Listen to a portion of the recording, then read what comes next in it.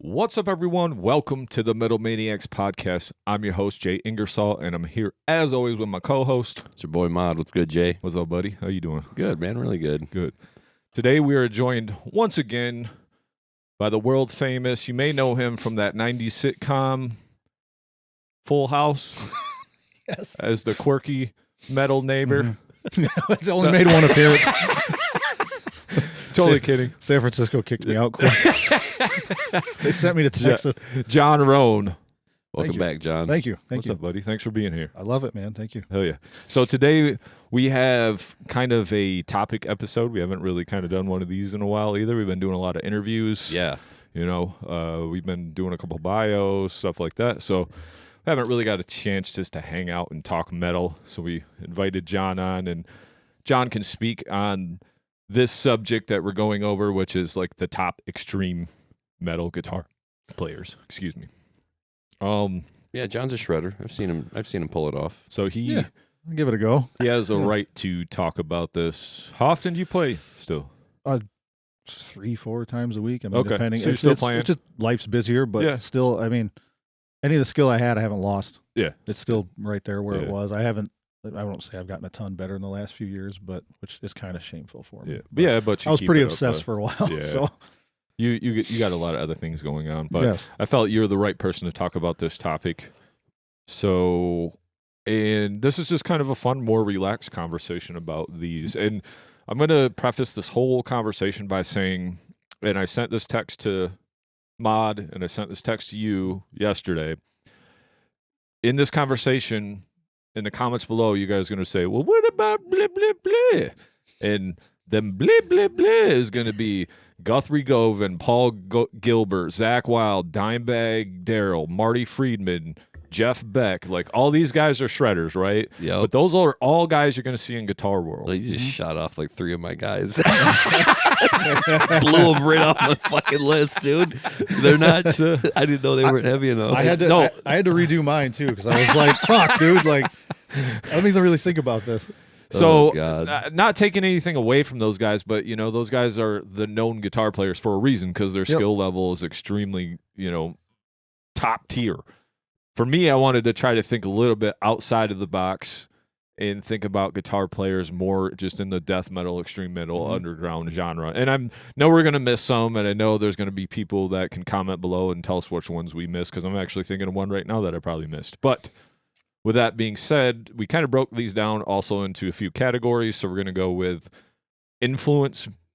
So, like, what the guitar players that had an influence. Maybe you're not the greatest technical guitar players, but what they did changed the game, changed the landscape. Then I got a category for, like, songwriting and melody, where these guys are also badass guitar players, but they just have a real knack for songwriting and pushing the envelope as far as that goes. I threw the YouTubers, influencers in there just because of the fact that nowadays we see so many guys that have made it almost big off of their YouTube channels or Instagram. This category isn't going to be super huge, but I just thought there was a few I needed to mention. Then we'll end up with the skill category, which is going to be one where everybody's panties will be in a bunch by the time we're done with this. And then we'll talk about our favorite one. I have one guy that I'm going to put above all else at the detriment of the comment section. So Good. Good. You already blew up my list, damn it. So, Modd's like, I'll catch you on the next episode. See you guys. the text I got, he like eliminated like a rock or blues rock guys. I'm like, oh, that makes sense. We're not going to talk about Eddie Yeah. Van Halen on an Sure. extreme metal. I was talking to my chef about this. I said, Chef, what are your top like metal guitarists? And he gave me a list of guys, and a lot of them I had to, nah, they're not metal enough. Like I'm drawing parameters for him, right? And and he gave me his list, and I wish I actually would have wrote it down just to spit it real quick. But yeah, we crossed off a lot of rock guitarists. I was like, okay, that's rock, that's hard rock. That's, Sure, no, sure. no, like Rat's not metal. It's glam rock or whatever you want. And he was like, well, what about was it King's X? Oh yeah. And yeah. I'm like, okay, that's borderline because You're flirting with it. Yeah. yeah, their guitarist is quite the shredder. And I was like, let's keep reaching, you know. So I got into some of his, and yeah, we had to shoot down a lot of rock guitarists. Now Jay just rattled off 2 metal guitarists in my world where I'm like, those guys are fucking extreme to me, but but I guess not extreme enough. Yeah. So I just gave them the strike through. I'll name drop them when their time comes. Sure. Yep, it's all good. Yeah, dude. I revamped some of my list too because I was like, we all know how influential Tony Iommi was, and James Hetfield. So that was another Yeah. one that Yeah. I was like, okay, Tony Iommi was influential, but not maybe a metal guitarist by today's standards. So, And Tony Iommi, he's got his flowers. Yeah, I'm trying to give some of these guys exactly. some flowers that are like world class shredders that are like maybe obviously in our community we probably heard of them. Sure. Many people would bring up their names, but like I said, not the guys that have graced Guitar World magazine. a dozen times Yeah, over. exactly. And don't get me wrong, that's why I wanted to say that. I love Zach. I love Dimebag. I love Marty. Like, fuck, dude, them are some of my favorite guitar players. But I'm just going through my extreme metal collection here. So let's go with influence first. Now we're gonna go kind of like 5 to 1. Is that how you want to do? Or to be honest, none of mine are labeled. I just have a number 1 guitar player that I'm going to say at the end of this. okay. This could be a 2-hour episode. This could be a 12-hour episode. I don't know. We all start fighting over the table. Balls versus hairs. Let's go. Yep. Mod's mad. We squashed his list. Yes. Yeah, it's not gonna be no 2 hours now. Yeah. Got nothing to say. Well, the nice thing about this is I know we're all going to say a few people, and then we're all going to have something to say about them, and you're going to be like, oh, shit, I should have put him on my list, or vice versa, Sure. So let's go. We'll have the guest host go first. So who's under your influence category? Just the first one you got there, John. And I didn't have them in any particular order either. Yeah, that's cool. But I have a feeling, like I said, we're going to have some mutual things. So I'll try to say the one for me that I don't think maybe won't be mutual was a Trey from Morbid Angel. Okay. I feel like, I mean, you maybe have him on your list too, but he's such a I know you just did the Morbid Angel episode too, but he was a big influence on me. But when I look back at the beginning of death metal, who was there? You had Possessed, and then you had Chuck, and you had Trey, and it was like, man, I don't know. He was so like odd and ahead of the time, but like the foundation of death metal at some point is going to funnel back to Morbid Angel. Mm-hmm. It's in my opinion. Not that there's not other bands that don't funnel in there too. But that dude to me was like, and he stuck it out for so long, and he's still doing it. And in death metal too, I know there's a lot of down tuning, obviously, but he was the dude that brought in 7 strings. Like when the Covenant record came in, and at the time, the production quality wasn't as high as it is now. So you go back and listen to younger people that play, maybe don't understand that back then the recording was a bit different in 92, 93.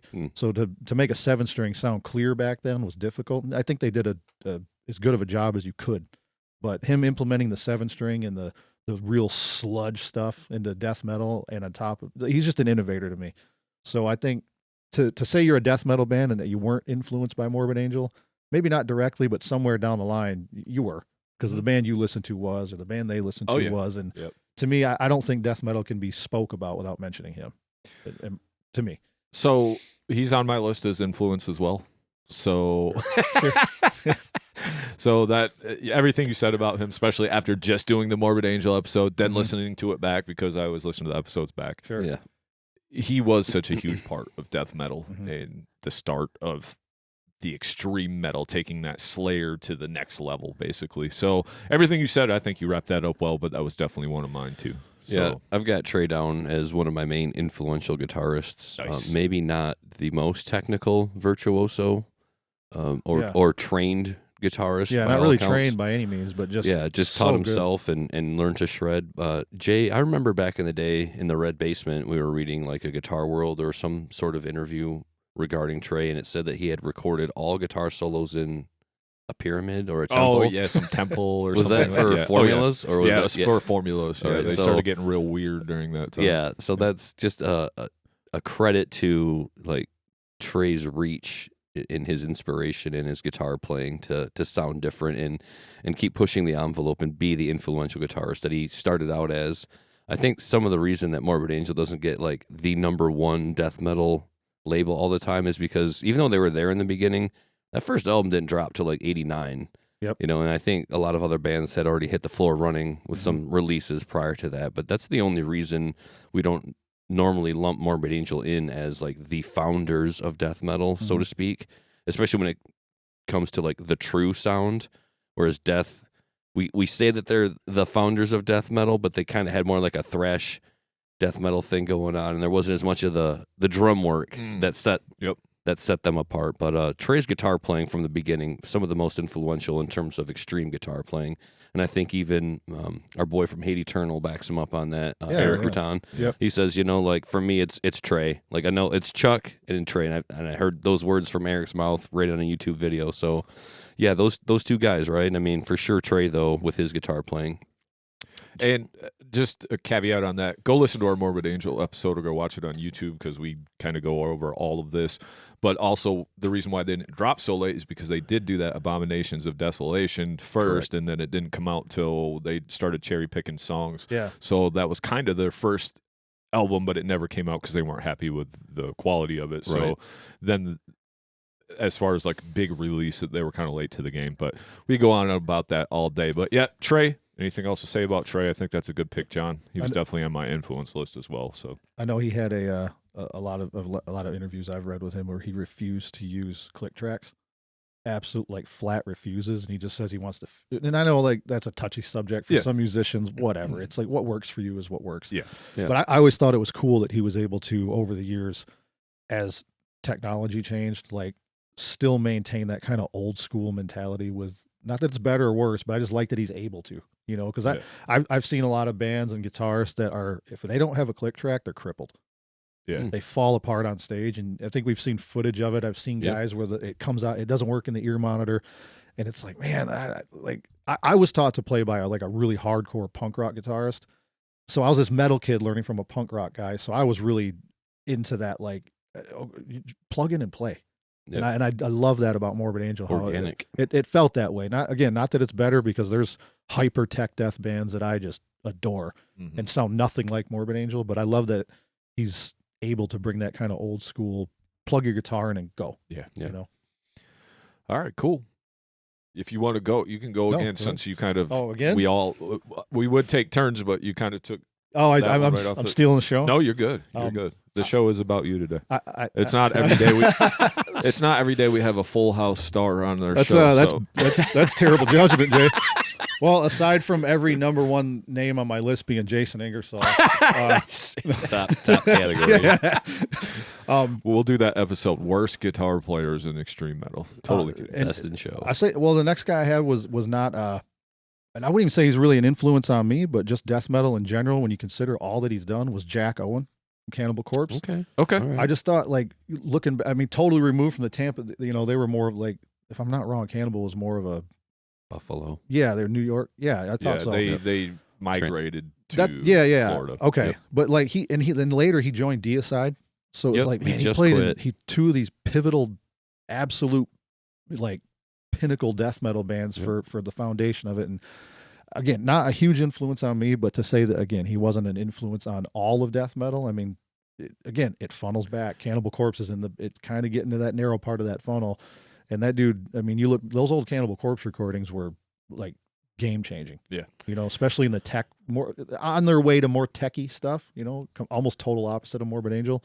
But I always thought Jack never really got mentioned. You know, people know him, but he kind of gets, he's not Trey, he's not a few other names. The thing I take away from the Cannibal Corpse guitar playing is the use of the pick taps. Oh, yeah. A lot of that. And I felt like that was a really unique sound to that band. You didn't really hear that necessarily from other bands. And they even were able to incorporate it more in a rhythm sense than even in their guitar soloing. But Jack Owen, fair call. Love his work, from especially that, not the earliest Cannibal Corpse, but the middle of the road stuff that he's a part of. Bleeding. Yeah. That stuff was really good. Yeah. All right, cool. That's a good pick. He wasn't on my list, so it's totally understandable. So I will go next.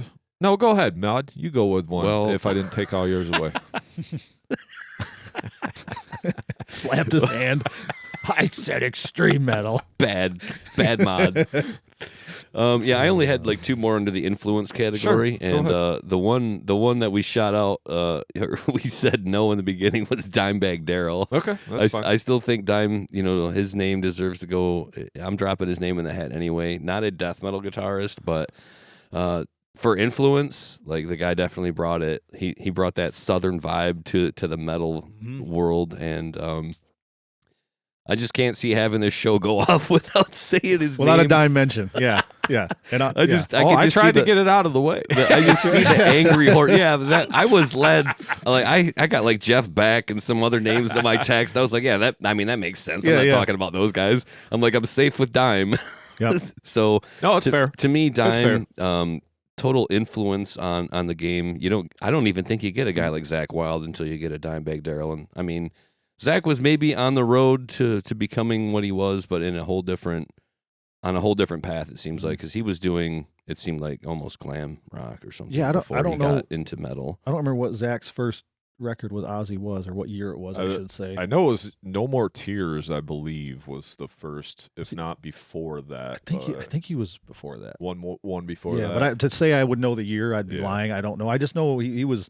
You find that old footage of Zach and his bell bottoms and his perfectly straight hair. It's like just from the harmonics though, and the dives that Dime would bring. Like those are things that I think every guitarist nowadays they have in their repertoire. They're going to have to be able to bring those harmonics and those dives, and you get those from Dime. He made those things popular. He put them everywhere in his solos, even just segueing rhythms. Yeah. So to me, I'm just gonna That's fair, bro. use this that's one. Cool. No, that's good. Till we go around one more time. Well, even on the new metal episode that we did, we talked about Jonathan Davis and Korn saying there wouldn't be a Korn without Dimebag. I mean, that's how big his influence is, because if you listen to Korn, you wouldn't hear anything about Dimebag in the music, but even they said he was an influence. So, I mean, got them to want to play heavy music for sure. So he's a definite influence. So... Any more about Dime? I mean, we could do a whole podcast about Dime. Yeah, you could. That's the other thing. I agree completely. It's hard to have a metal discussion in general and at least not say Dime. Yeah, now we can keep the horde back. Yeah, it's hard. I mean, keep them at bay. The Dime horde isn't. They can set the pitchforks down. I came with the Dime love. I love Dime. He's I the love man. Dime Me too. I love Dime too. All right, so. Jay, what do you got? All right, I'm going to go with Anders Broiler from At the Gates. Okay. For influence. All right. I mean, with that Slaughter of the Soul record, you could also go back and listen to that At the Gates record and know all about episode, excuse me.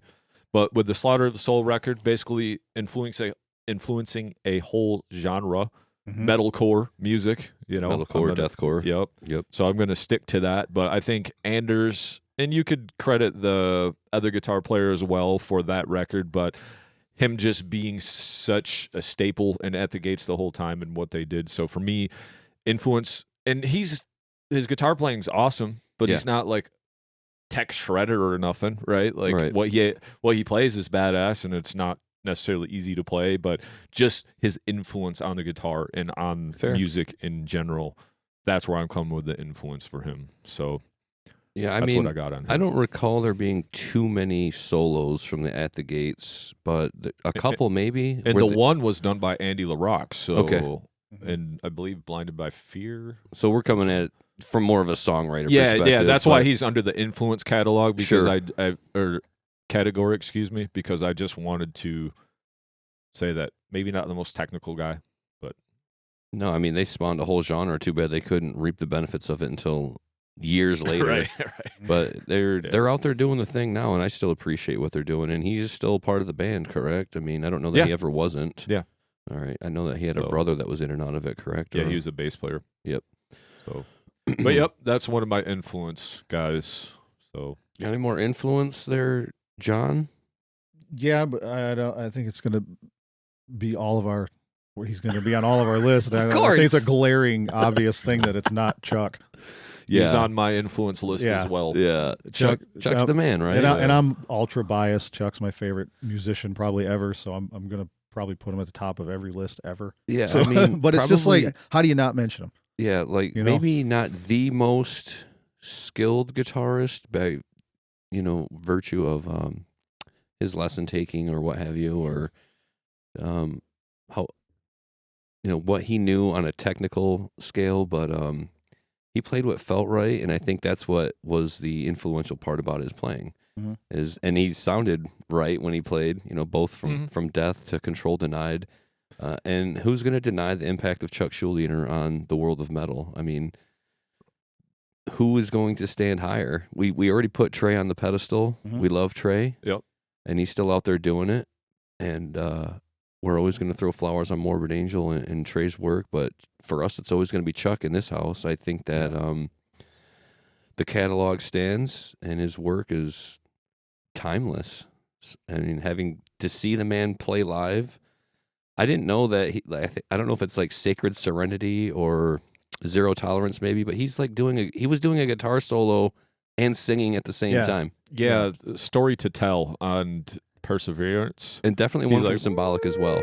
When he comes in that, he's swells. singing over that whole thing. That's not the other guitar player doing that. God I remember learning that song, and then when we seen him, I was like, oh, fuck you, dude. Yeah, so, I mean, not that he's the only person to ever do that, but when I saw it live myself, I thought, oh, he didn't have to do that. Like, he could have let the other guy do that and do the easy part and sing, but that's Chuck. That's a testament to his willpower to just do what he wants to do and do what needs to be done for the sake of the song. I'm playing my part. I wrote this part. I'm also going to sing over it because I decided a vocal goes here. And Chuck's influence is long just by virtue of the fact that death metal's still around. Yeah. And we're still writing melodic thrash death metal that sounds a little bit like death. And what we were talking about before the show, there's 2 full I guess you would say tribute bands. Yeah. For Chuck. Yeah, one for the earlier days and one for the later days. Yeah, so, I mean, that just shows 20 years later after his death, 20 plus, whatever now. Yeah, about 20. His music is still living on, right? Yeah, and we got Left to Die and Death to All touring here and there. I love with listening to, obviously, he was the only consistent member from start to finish. But Correct. I love, if you listen to their catalog from start to finish, it's not that the songwriting just got, but clearly it did.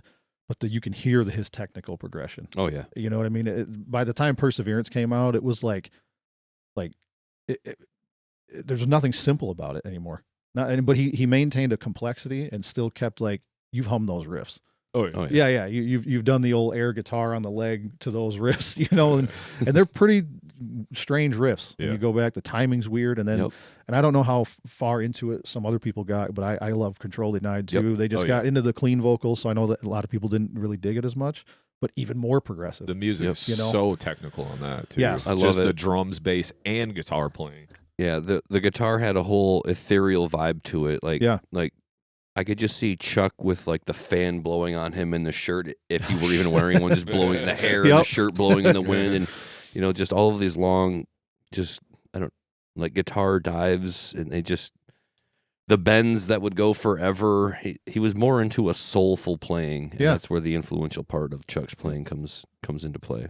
Yeah, there's some more effects and stuff on Control Denied with some delays and different things too that was a little new for him, but still showcase his guitar playing and his creativity, right? Yeah. And I agree with the progressions. As soon as you start jamming with James Murphy on Spiritual Healing, you got to learn how to sweep, and then you go to Andy LaRocque, and it's fuck, dude, you need to get better. Yeah, and then he was kind of the dude at the end, Paul, what record Paul Masvidal was? I don't remember which record it was. Human. Okay. Yeah. And he, dude, if he's also badass. Yeah. Too, if people, I was thinking about putting him on one, and I didn't know how to put him on one of my lists because he is a metal guy. Yeah. I think he gets largely forgotten about or not even known about. You tell somebody that's kind of getting into metal, dude, you got to hear Paul Masvidal, and then you go and look him up. It's what the fuck?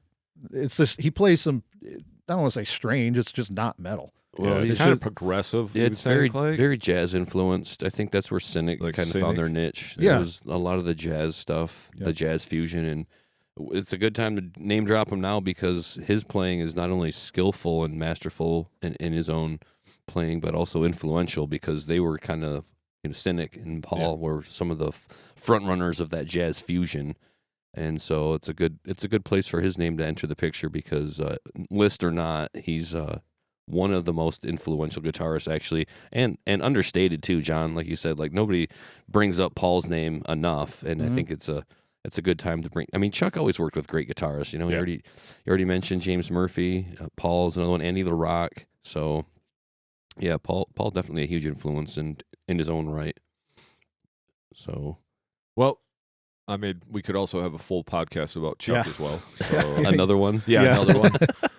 I think, I mean, we're on episode, this will probably be almost 45 or 6, and there's probably not been one that we haven't mentioned his name on. I would be very surprised. I think even on the reaction episodes, we just speak his name at the beginning just to make sure we speak his name on the podcast. Well, maybe just say it out loud. Chuck Schuldner, welcome to the Metal Maniacs podcast. Maybe after 1 year of podcasts, we'll go through and we'll ding every time we say his name. It'll just come up like 1,000 by the end of the year. It'll be like one whole podcast of us just saying his name. It'll be the Metal Maniacs drinking game every time Chuck's mentioned.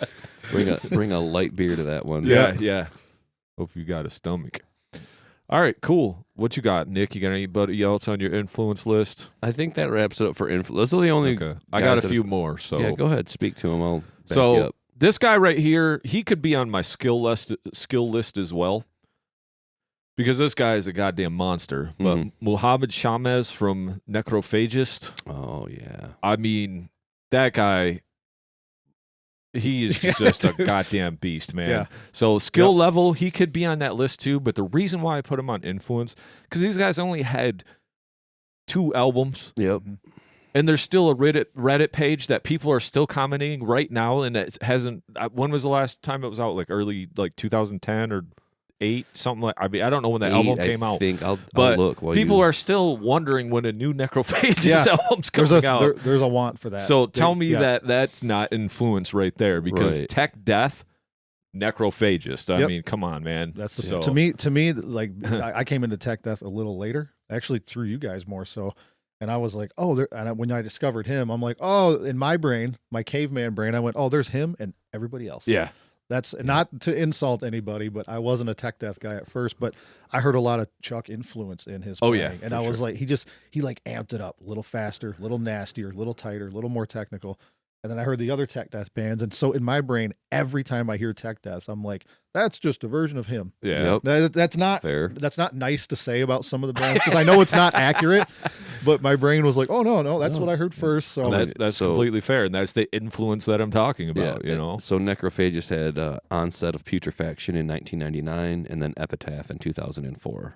So 20 years later, there's still people on the Reddit page commenting, wondering what the fuck happened to this guy. It just disappeared. He works at BMW and he's happy. No, he's like an engineer, which tracks, because you look at his guitar playing and, you know, it sounds like a formula was engineered for that guitar solo. Yeah. So the guy is a genius, and he's just happy doing what he's doing. It's probably a lifestyle that agrees more with him, and he doesn't want to do the whole touring bologna hand sandwiches. Yeah, because you can be a hell of a guitar player, but you may not be eating every day. Yeah, there's a good chance you make more money giving lessons than staying home. Yeah. So whatever, you know, and he probably at a point in his life where he could do music again. If he's a little bit more comfortable in his lifestyle, but now it just becomes a matter of, do I want to even? I mean, was it Dark Throne? The guys that don't tour, they just write. Yeah. Yep. And they drop albums. Like, he could maybe do that if he wanted. That would be cool. Give the fans something, because his playing was so influential, as you stated. So, that was another guy on my influence list. And I have 2 more guys on my influence list. So go ahead, drop them. We're going with Mr. Bill Steer next on Carcass. Okay. You know, I almost put him on my songwriting melody list. Sure. But that kind of comes in later in the catalog. All right. I think he was such an important part of grindcore at the beginning with Carcass and Napalm Death. Yeah. You know, early Napalm. Mm-hmm. Yeah. And for me, and how many bands also look up to Carcass, right? Mm-hmm. Like, I know we all love Carcass. We all love Death. You know, we all kind of like some of the same stuff in this room, right? Yeah, we sure. always, these are our 5 bands, and we're probably real damn close with all of them. But for me, influence-wise, just Bill Steer, he had to be on the influence list. Carcass, from grindcore to melody to just the impact that they made. And they're still out there doing it, too. So he had to make my list. Yeah, and great skilled guitar player, but not not on the level of like, Muhammad from Necrophagist or anything like that, or even on some of the, on my skill level. So I had to put him in here somewhere because Bill Steer to me is just, he's that dude, man. No argument from me. I've got Bill more as the melody songwriter guy, and I mean, like I said, he almost was on my melody thing, but I was just like, where do you put that early Carcass? Yep. Not in melody. Yeah, no, the influence is there too. He just changed so much over the years. It's hard to say. I mean, you're right. It's interesting looking at Bill's career because he went from grindcore to then after Swan Song dipping out and then doing just rock, just a hard rock thing that he had going on, just finding what he wanted to play. And now he's back to Carcass, and he's not the shredder that I would come to think of. Like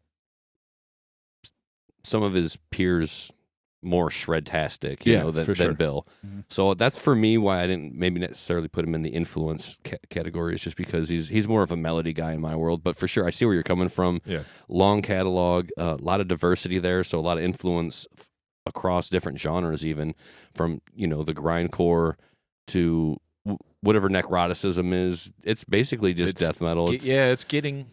And then you've got bridge, and then you've got Heartwork, which is just straight up melodic death metal. And then, and that's pretty much where they stand now. Post Heartwork is all melodic death metal. But yeah, Bill Steer, good call. Yeah, like no matter where you put him, I think his name's got to go in the conversation for sure. Like I said, he almost made my melody, but I was just like, I got to put him on here somewhere. So I thought, and so I got one more guy influence. We good on Bill Steer? Yeah, for sure. You said you agree. So, yeah. And this guy was the guy that just popped in mind as I opened my laptop and we were just starting this podcast. But I have to put Ben Weinman of Dillinger Escape Plan on the influence list because not only is the guy a goddamn shredder, look at the amount of music that Dillinger influenced. They came out in '99 with a spastic, crazy, hardcore metal jazz mix of whatever the fuck they are. Yeah. And then you had all of these other bands come after, Number 12 Looks Like You, I Wrestled a Bear Once, all this spawning of spastic, weird Tony Danza, the band we talked to, See You Next Tuesday. I mean, all these bands to say that they weren't influenced by this crazy-ass dude writing this wild-ass shit, like, would be, I had to put him on the influence list because I just think he was a staple in this almost next wave of after death metal, bridging the hardcore, but still technical as fuck because that Dillinger shit's crazy, So I had to put him on the influence list. Yeah, good had call. To sneak him in there, man. Yeah, I mean, when I was making this list, I was probably gearing my mindset more toward like soloist guitarists. So like I probably could have done better to put a few other names on there that were just songwriters and rhythm guys. But yeah, when you look at his playing though, and how unique it is and how much influence he's had, I gotta respect the name drop there because definitely spawned a whole genre after their arrival, after Dillinger got onto the scene. So. Yeah, I'm with you. I back that up. Cool. And that's why I like just having this kind of open conversation because I knew that we were going to say some names and we'd be like, oh, yeah, I didn't even think of that. Or I thought of this or, and some of these guys obviously could be on each other's list too in different categories. So I thought it would be kind of an interesting way to do it. So what section you guys want to go on next after we're out of influence? You want to go to YouTubers since that'll be kind of the smallest one? Yeah, we can. Okay. That's my worst one. I only have three guys. Yeah, I'm going to chime in as you guys go because I think I'm pretty sure we all have the same dude at number one. Because I have like three guys. I just wanted to put that on there. I don't know if I said this when the podcast started, but beforehand, we live in this world now of we're seeing a lot of badass guitar players and we're knowing them from like YouTube or Instagram or whatever. We don't necessarily know them from their band. We might discover their band after we discover them as a guitar player because of the content that they put out.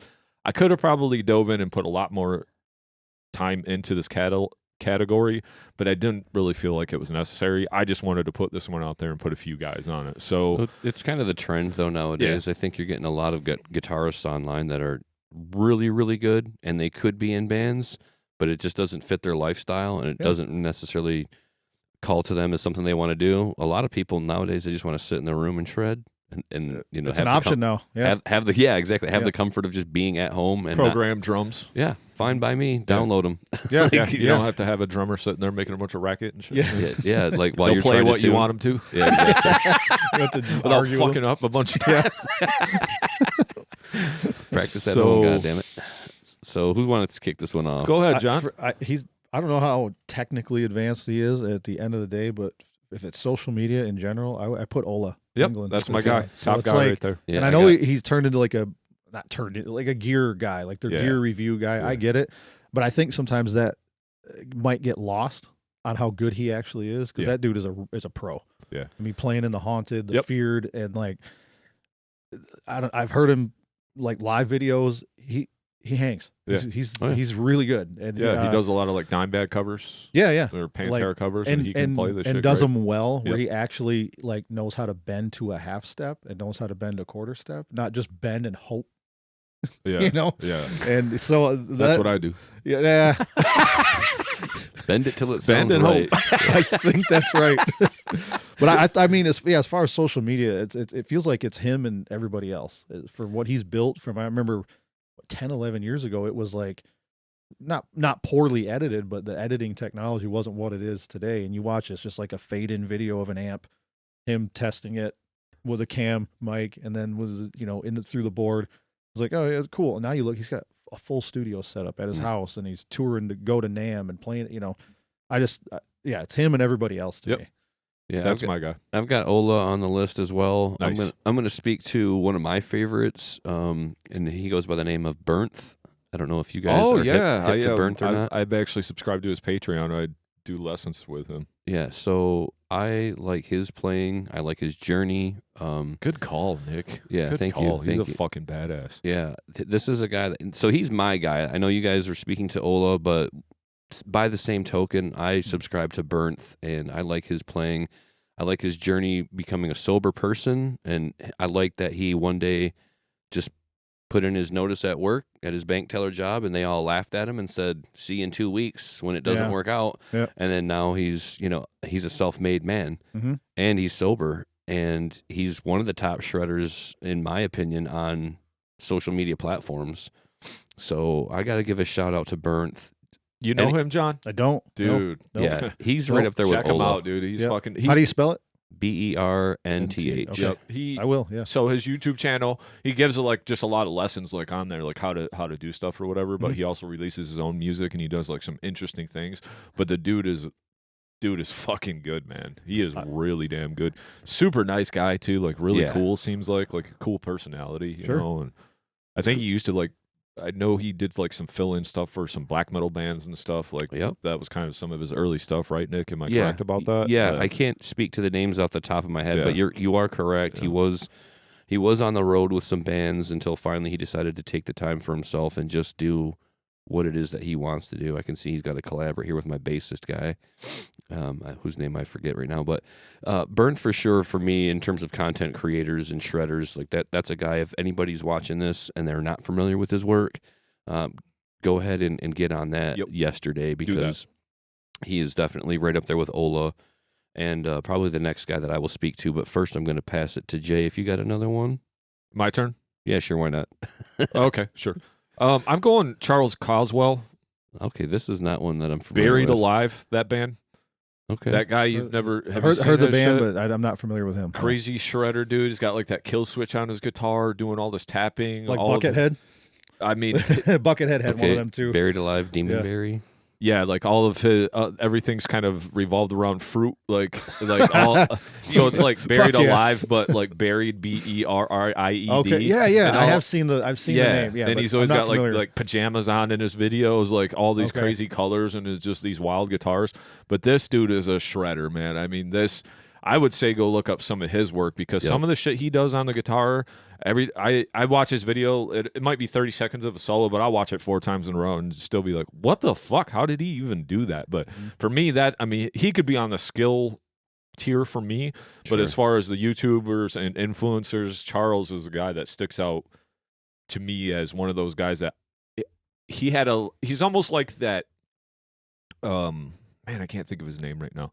That drummer that was playing Slipknot with one hand. Oh, yeah. Sebastian or whatever his name is. I saw him recently. Yeah. So he like kind of got famous through like Reels or TikTok or, short form video or whatever. Right. I think a lot of people know him off of that and then are led to his band or whatever projects he's doing after that. So Yeah, super crazy. After this podcast, I'm gonna have to show you this guy because Yeah, he's I'd love fucking to. insane. Dude. I remember you So- sharing the links with me, and I had to laugh first of all just at the theme of it all. Yeah.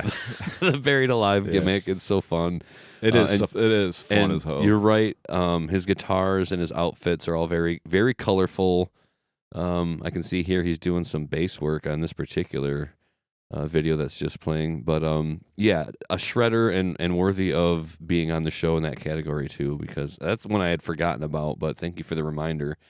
Absolutely love his work. It's hilarious. It's hilarious. Just like it brings a smile to my face when, like, similar to like the Necro Goblin Band or Necrogoblicon. yeah. Oh, Like yeah. it's just it's fun. It's funny. Yeah. It's not that outrageous, but it's still it's definitely something that brings a smile to my face just because it's so colorful and bright.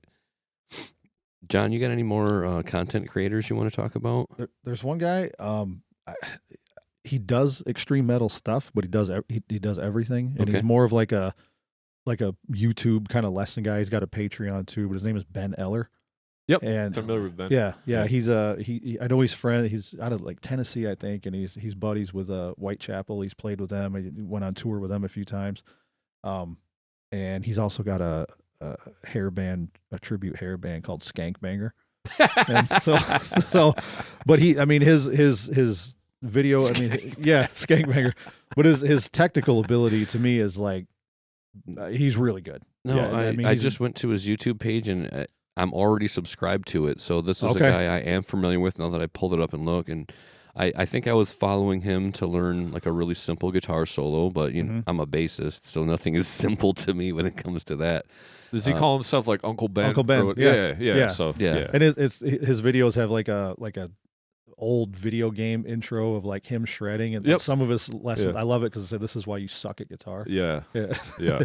I've So he makes definitely it familiar fun. with him. You know what I mean? It's not like hyper serious, but his playing is hyper serious. Yeah, That he's dude is- very good. I know. He's so good. He's been doing it for a long time, it looks like, Yes. too. So, Yeah, he's been at it. yeah, props he- to that. That's a good call, He'll- John. he posts some old stuff on Instagram of his bands from 99 to maybe I'm getting the years wrong, but he's got like the frosted tips and spiked Oh, yeah. hair. And, so, but he's got a really good sense of humor. And it makes it fun. Yep, Serious agreed. player that makes it fun. So. Agreed.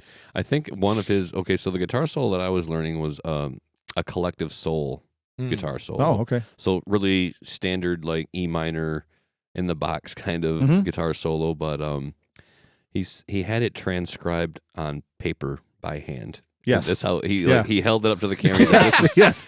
this is how you know. This is how seriously you need to take your shit. Yeah. you need to be this into it. So Yep. like one of the comments even pointed it out. It's like anybody who writes their tabs down is somebody I want to learn lessons from. Right. Like that's some serious effort put into their work. So yeah, good call on the Ben Eller. I do recall watching some of his work, and he is humorous and he's really good at what he does. I like Ben. I will say I did someone who was going to join Embody, my old band back in the day. Yeah. I did. I'm just such a caveman. I fucking hand wrote like 5 songs out on tab Oh yeah. of our songs. Yeah. So Yeah, but you ever tried to use Guitar Pro? No, It's easier to do it by hand. is it? Dude, Is it? I've never used Guitar Pro. Fuck, dude. I'm so behind the times with shit, dude. it's a pain in the ass. I have it right here. Fucking, it's pain. Yeah. I had to tab shit out for the other guys in the band, and it's fucking hell. You're like, I know that's a 6/8, and it's telling me it's not a 6/8, so it gives you all these red lines and shit, and you're like, no, it's a 6/8. I know, I don't. So you got to figure out if it's quarter notes or whatever. I don't know that shit. I just know the fucking number of the fret you need to be playing. So, Yep. and I'm not fucking trimming or writing out every little note of the trem either. Like, Right. No. the 16th and the 32nd notes. Yeah. Nope, not doing No. it. Figure it No. out. Here are the notes. You Yeah. figure out the rhythm, buddy. Yep. That's what I do. Yeah. Shorthand, pen and paper still works for me. Yeah, that's nothing wrong with that. So, got anybody else, Nick? I got a couple here. Sure. Rip them off, buddy. So we don't have to speak to these guys at length, but I thought I'd have to drop Jared Dines in the hat. Yeah, that's my next guy too, Okay, cool. or my last guy, I should right. say that I have. So I forgot all about him. I feel like a Yeah. poser. Well, I forgot all about, dude. He's so been good. working on actual music for some time, so I think his presence has kind of faded back a little bit. What did he just do with Hojo? What's the name of that? it's like a one word. Yeah, he was band. just talking Yeah. about it last night. But Jared Dines, he's quite the memester, and I think his guitar skills kind of get forgotten about because of all the memes and the videos and the humorous things that he does. But if you take the time to watch his playing, I think that he's a really good guitarist, and you could learn something from him, both in terms of your playing and your approach to your playing, and putting yourself out there in a world of social media. Yeah. Like, this guy's drawn a lot of attention to himself, and I didn't know about him until I watched some of the funny videos, all the different types of stage antics that he would draw attention to, and all the different types of drummers there are, and he'd do these very hilarious videos. But end of day, I don't think he would necessarily go out and do all of that stuff if he couldn't play like he can. I don't think he would really put himself out there. Well, he puts together those like biggest shred guitar collabs in the world, and he has like, you know, Jason Richardson, which he didn't make my list, but goddamn, that dude's good too. Yep. You know, like all these top tier guitar players on this thing, all these really badass guitarists. He's also a pretty good drummer. If you watch him play drums and stuff, like he did one video that was drum machine versus drummer, and he was like kind of keeping up with what the drum machine was doing and everything. Like, the dude's just a great musician all around. Like you said, he's a little on the goofy side, but I think that's cool because it gives it some personality. And he also does that shit of like, man, we could have did that. All the shit we talk about, all the memes, like the different kind of you know, drummer playing on different drugs and what it would like look like or whatever, like, or the different kind of fucking, you know, breakdowns and you know, different kind of vocals. He'll do like all the different vocals and stuff. So all the poses. Yeah, exactly. Yeah. The one thing I didn't like about him was the whole name 3 songs from that band on your shirt when he went around and did that. He's the guy that did that. And I'm just like, yeah, fuck off from that. Nobody. I love bands, but unless it's like the 10 bands that I used to listen to and know the songs from nowadays, it's hard to even know because I just put on the album and don't even stare at it. But other than that, I agree. Jared Dines, he belongs to be up there, and his guitar playing is very good too. Yeah, the project that he was working on with Howard Jones is called Scion. So if anybody's interested in that, he also did say, and this YouTube video he just dropped a day or 2 days ago now, he said there will be a follow-up album to Scion with Howard Jones. Nice. So I think a lot of his work is in that, and also he's got like a House of Metal TV show, something of this effect. So yeah, it's like a game show almost where they do like different games and like there's a winner at the end type of thing. Yeah, it's so like a he's reality show type thing. Yeah, so he's been doing some other work, which I think is why there hasn't been as much YouTube content from him lately, or even any reels or anything like that coming through from his end. But John, you look like you wanted to speak to him to some degree. Wasn't he? Didn't he have the 18-string guitar? Yeah, this colossal monstrosity of a guitar. I was like pretty sure that was him. Yeah, he does some wild shit. Also, just one more quick note about Jared Dines. I was listening to the Garza podcast the other day, and when Suicide Silence came out with kind of like, I think it's their self-titled album. Don't quote me on it, but I believe it's their self-titled. And that was kind of one like maybe 2 records ago, and it was like one of those. They were experimenting a little bit. They started adding clean vocals, and it kind of got this reception. And Jared Dines have such an influence on, you know, the community or whatever. He kind of put his opinion out there about it, and he kind of, I don't know if he necessarily just straight shit on it because like they said they were cool with Jared, but they said it really hurt their band when whatever he had to say about that album came out, and he said what he had to say. He said that it cost him a lot of fucking money. Jared Dines did, and he said it's cool. We're cool with Jared or whatever. But like just at that time when that record came out, they kind of were already like, this may not be that record and might alienate some fans of ours because this is so different. But yeah, they said that Jared cost him some money. So thought that was kind of interesting. Yeah, I mean, it's just a testament to the power of the popularity when you have it, you know, right? Like, watch what you say. And influence. Yeah, right. You know, that's why I call it influencer, like, you know? To good and bad, because it's like, just go listen to the record and don't form your own opinion. Yeah. Right? Dude, I had to do, it's a little off subject, but I had to do that with Slipknot years ago. Yeah. I fucking hated Slipknot. Sure. When they first came out, I was already like, I was young when I got into death metal, and right. a couple older, my brother and stuff, and I was like, okay, I'm into the regular death metal, and then Slipknot came out, and they're just banging shit. In my head, I comprehended it as just pounding stuff on beer kegs and record scratching. And that first record didn't do it, but when Iowa came out, I was in. Yeah, I was like, oh, I'm never mind. A little more. I take it back. Yeah. I was like, I'm totally in. So it was like, maybe if social media would have been a thing in 2001 when Iowa came out, that maybe I would have been influenced somewhere differently. But thankfully, I just bought it, sat alone in my room, and went, all right, it's good. Yeah. Like, and I think that's something that we try to do on the show here is even if we don't like it, would just try to speak something positive to it, or just say less about it. Well, That's so easiest to. Because the last thing I want to do is turn people off from, oh, these guys are negative, or, oh, my, like he really shit on my band and now I feel bad. And that, God, I don't want that. I mean, if anything, I would say tighten up, like put a few more hours in at home, tighten it up before you bring it to the studio. Like, know what you're doing, but I'm not trying to like hurt people's feelings or make people afraid to submit something to us that because we're really cynical or mean, like that's not really what we're going for here. So I do not like creators that do that. There was one the other day that See You Next Tuesday actually commented on this guy's YouTube post, and he had posted it in one of these like metal groups or whatever, and he took the time of the YouTube video to just, the title was something about shitting on this new album from this band. So he took the time to create a whole YouTube video of shitting on this band. Instead of taking the time to highlight something you enjoy, you spent the time editing a YouTube video and putting it up and doing all this extra work to shit on a band.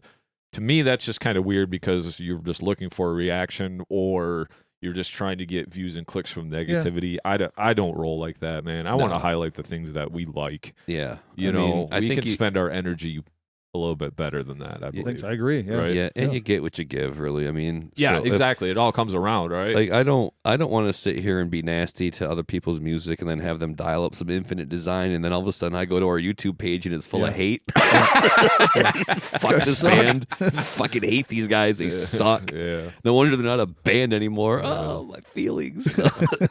So I've actually got two more in this category, and one we'll just do. We'll do real quick on one. Sounds good. His name is the first one will be Nick Nocturnal. Okay, that's fair. So he's a bit of a shredder. Yep. His work is definitely notable, and he's more of a review guy, like a reaction guy to things. And he's got some pretty comical reactions to things, and some faces.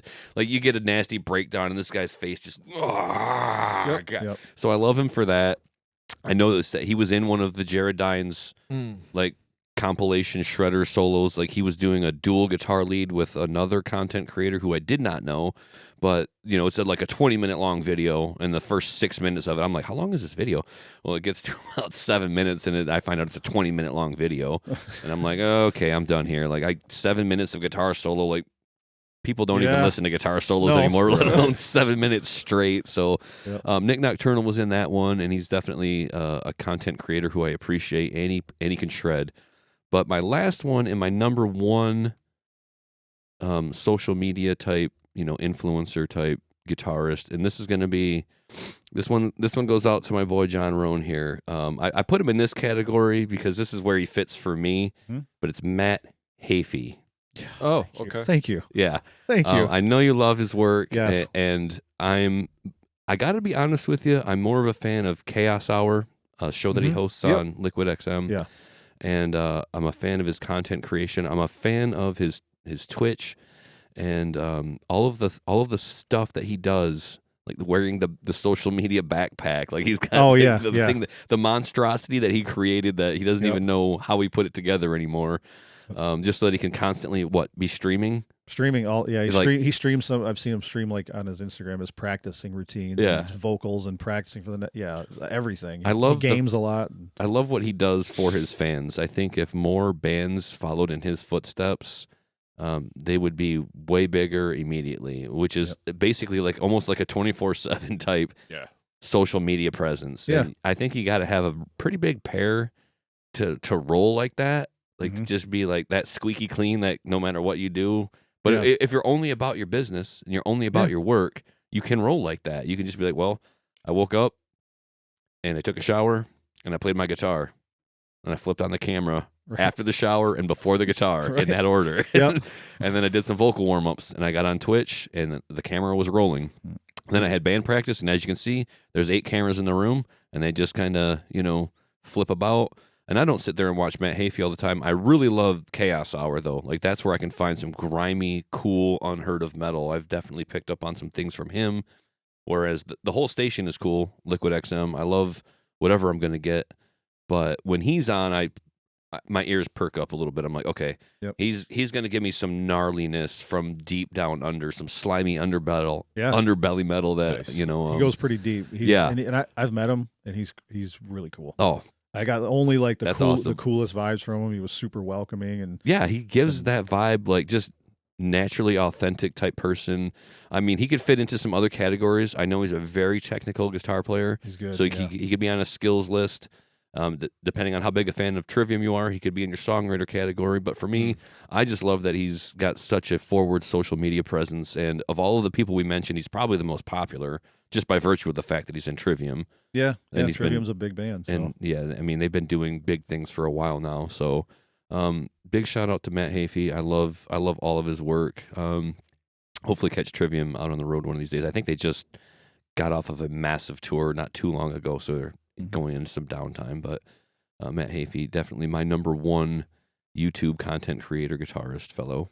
Yeah, the only thing I got to say about Matt is he was involved in, I know, helping and writing some songs for a band that I really like called Frozen Soul. Yeah. It's like that old school death metal. He produced Yep. it. Didn't he produce the record? Yeah, or some songs, or he was involved in. Yeah, he you plays know, them in on a roundabout Chaos Hour. way. So, yeah, I just really like those guys too. And as far as Trivium, things I've heard were cool. Just one of those bands I've never really dug deep into. I think our conversation led me to listen to some of their stuff before a conversation with John, and I went and listened to some of it, and I enjoyed it. Just one of those bands that's I think just there and for me, you know. There's kind of like two camps for the Trivium crowd nowadays, right? The old school and then the more modern Trivium, where Because he sings a lot more, doesn't he? Yeah. So now he's got more. I think they use more clean vocals now, or entirely all, or Not entirely. No, I mean I'd say more, but like he still does some rough. Some of the fry vocal. Their last record, there's a lot of heavy shit. yeah. And as there's far also as been more vocals. simplification of the writing. When you go back to like,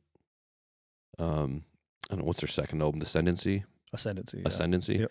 Like, so that's like technical. Like, there's a lot going on there, Mhm. and it's all fry vocal, almost the whole nine. Yeah. Yep. But then you get into some of the later work, and they strip down the drums, almost, Enter Sandman style. They did. There was a record where he only did clean vocals. Yeah. Silence in the Snow. Yeah, And that people got so mad. They were so. I'm like, would you relax? yeah. Just You're settle adults. down. Calm Yeah, down. Yeah, They're there will doing be- something else. Like, Well, he had some issues, right? Yeah. Yeah. Yeah, had to Yep. recover from them, Mhm. and they were probably like, okay, easy up on the fry, try to do Yeah. something else. And I think anybody who's only doing fry vocals, I think you're first of all, you may find that you're limiting yourself, and second of all, when you do find your clean vocal, if you have one, you're gonna, one, broaden your audience, and two, you're gonna like give your career a little bit more length, because you're Yeah. not gonna roach out your Yep. voice doing the fry vocal all the time. I don't know if it's humanly possible. Like Randy Blythe was saying, I had to learn to sing some way from Lamb Mhm. of God, like just to carry the career forward, so I don't Yeah. roach out imagine. the throat, And, Yep. you can hear in Randy's voice, like from the beginning to where we are now, the vocals become more discernible because Yeah, yeah. because God the, forbid. because the fry vocal isn't going to always Yeah. be there. So Yeah. yeah, definitely love Matt Hafey for broadening his horizons on the vocal front too. All right. Jay, you got another topic for us on the topic? Yeah, we will go to the next category. I think that wraps up the YouTuber influencers. You had some good ones there, Nick. So I thank you appreciate for that. Yeah, thank you. A couple ones I didn't think of, but I knew that was going to happen in these categories. So, Yeah, I appreciate John's Ben Eller name drop. That was a good one for me too. so songwriting melody. We'll move on to this category. And go ahead, John. We're going to go right back with you. Go ahead and who's your songwriting guy, the melody guy for you? The first, if we make it around, I got two that I want to mention. Sure. But it doesn't Nope, matter that's what not the order. format. That's not the format. Oh, you son of a bitch. Get out of someone, here. So Go ahead, buddy. someone that, in my opinion, he was a huge influence on me. So I always forget that people don't know him as well, and he's passed away. Is Jon Rohn from Dissection. Oh, okay. I just always thought that Dissection had the Swedish black metal for me was always, it had a touch more melody. Other than Marduk, they're just chaos, Yeah. which I love that too. But he always there's melodies he wrote you would hum, really catchy. I don't know if they're classically influenced, I would say, but just catchy melodies. And he was no slouch. He got in trouble. I don't know if people want to look into whatever all that was. Yeah, but he got in trouble. He Killing- went. I don't know the deal. Is somebody we died. talked about yeah. him on the black metal episode as well. So, but when he came out and he had Dissection come back and play, they were like, they were like black metal themed, but the music was not what it used to be. It was much more straightforward, simple, Les Paul into a Marshall. Like, I don't want to say rock because that's not what it was. It Yeah. was metal, but it was like, damn, he can do it all. He could, he could play the bluesy type solos. He could shred. He could, it just clean melodies. I always thought that there was a higher level of songwriting with him than a lot of black metal bands, you know. And I love black metal, but the black metal I like, I fucking love. The black metal I don't like, I can't even pretend to say that it's good. Yeah, because it's shit. Yeah, you know what I mean. That's and a fair assessment of black metal. Yeah. So it's like I'm just a diehard, or I'm not participating. And that dude, I love his music, man. I don't ever hear him mentioned. You know, that's a good probably because he passed away 20 years ago Yeah, or committed suicide. But it was like, you know, I just thought his playing was awesome. No, I could see where that come in with the songwriting and melody. Like Mhm. that's why I always liked to section myself, because of how melodic they were. You know, they had the black metal elements with some death metal in there, but they were definitely on the melodic side, like some of the Rotting Christ type stuff. You know, Sure, yeah. So you said you had you only have 2 melody guys. Is that what you're saying, or you want to mention them both right now? I had another, but you had mentioned Anders from At the Gates already. Oh, okay, that's fine. Yeah, so I mean him. So that's he goes in your songwriting melody. He was a name I mentioned, but from the top guy for me, and then I can let you guys take it, is for me it was Jesper from In Flames. Okay, he's no longer, he hasn't been in Flames in a while. He had personal stuff going on. It doesn't tour, but when you look at the body of work that In Flames had from start to when he left, I don't know if there's a band you could say had more influence on that like melodic kind of death metal thing. And another thing, you can hear the progression of the songwriting as the records came.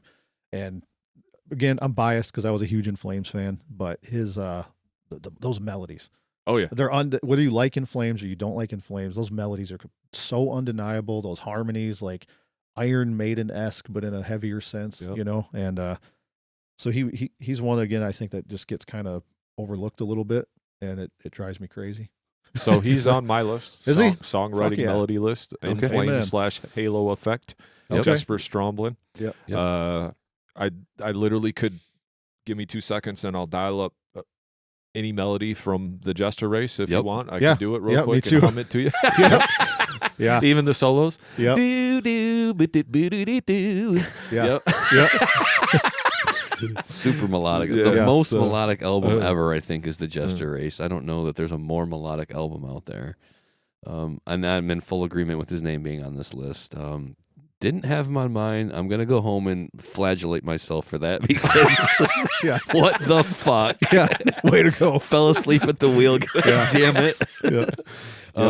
He's on my list, buddy. Maybe it's because I've had a hard time growing with In Flames over the years, even though they just dropped a banger of an album. Fuck yeah, it is. Well, they got Chris Broderick with them, who's one of my other big influences. Oh, is he on your list somewhere, bud? No, but he's on my list. He's a big influence for me. Yeah, I know you love I thought the he guy. was. Honestly, I had him on the list, and I was like, he's too popular. No. But Chris should be on all the skill lists.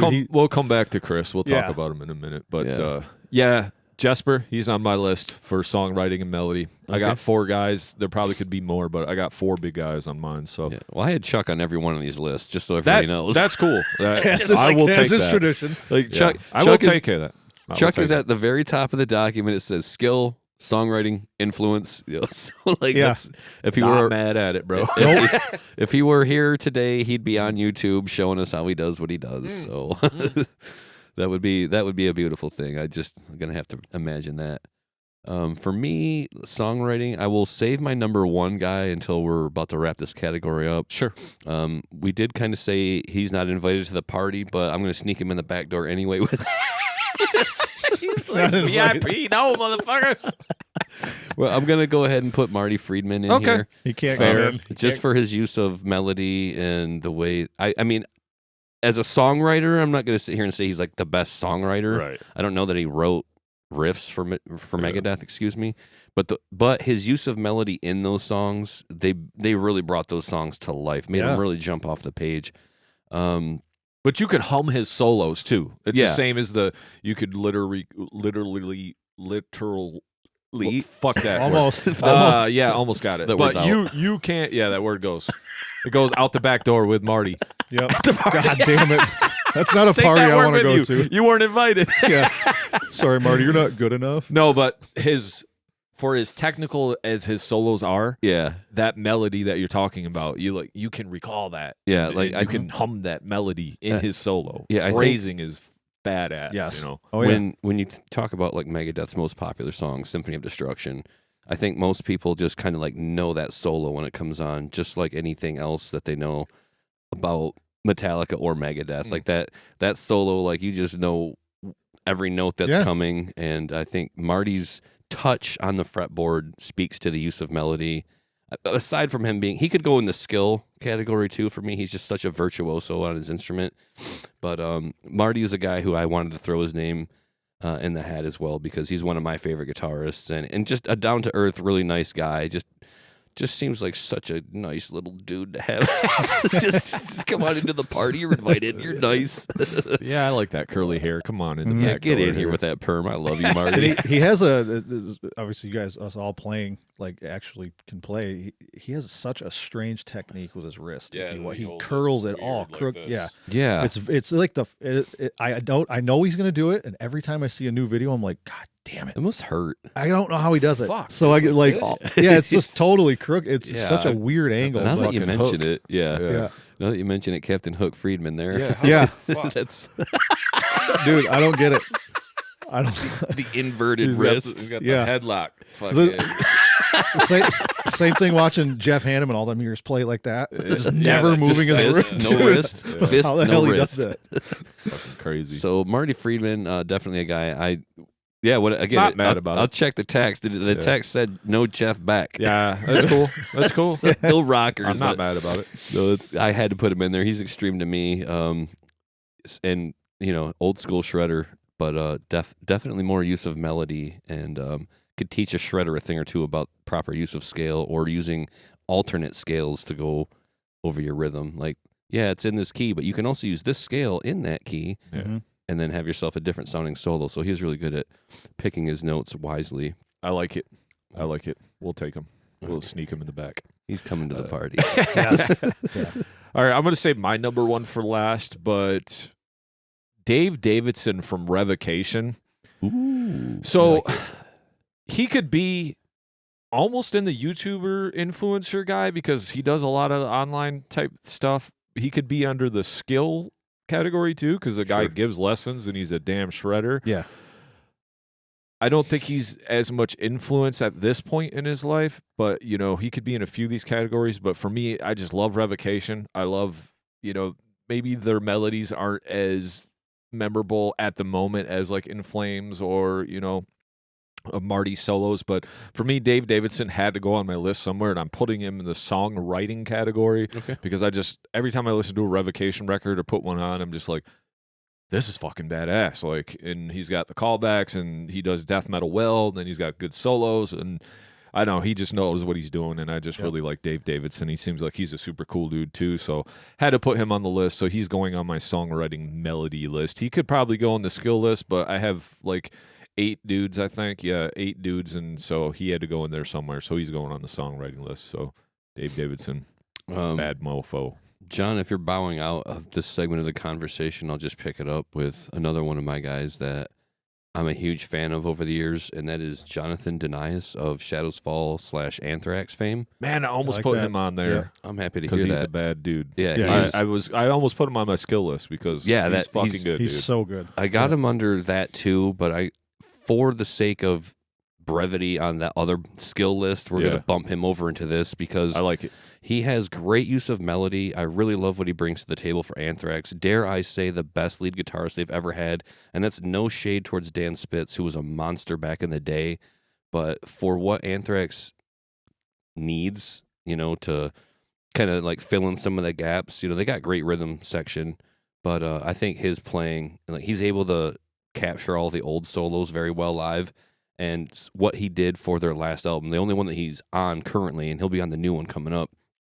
I just thought those solos were next level, and I loved them way better than the lead guitar work that was on the previous effort, Worship Music, which is a great album, but I just thought that the leads were not as good as they should have been, and that's no shade either. I mean, Dan Spitz was the guy. You had Dime step in on some Anthrax solos here and there over time, but they just needed somebody to step up to the table and be the guy, and his work in Shadows Fall too. I mean, just the rhythms and the solos there. I'm happy to hear that he was at least a guy that you thought of bringing to the table on this one because for sure. his work is monstrous, and definitely one of my favorite guitarists. You could follow him on Instagram. He's always doing little practice exercises there. Seems like a really quiet dude. He don't say much. It's just a caption. Here's the thing that I was working on today. He hits play and he starts going, and there's not a lot of other content there. It's just him showing you how to play the guitar, or just showing you how he plays his guitar. Not even necessarily a lesson, but yeah, Jonathan Denias, love that guy's playing. Love that he's doing such great work in one of my favorite bands. So I hope that, the Shadows Fall thing is getting another breath of life. They just did a show, like an anniversary show, and then it's just like all these bands that come back and they're like, we're going to do one show, and then they realize how much fun it is and how much they miss it, and then they're talking about, whoa, there might be a new album, and then if there's a band to come back, the Shadows Fall has my vote. Man, I've always loved them. They could do no wrong. Yeah, I love that band. Agreed, and I really thought that they would have been able to ride the storm like other bands, like Killswitch Engage, from that same era and that same genre.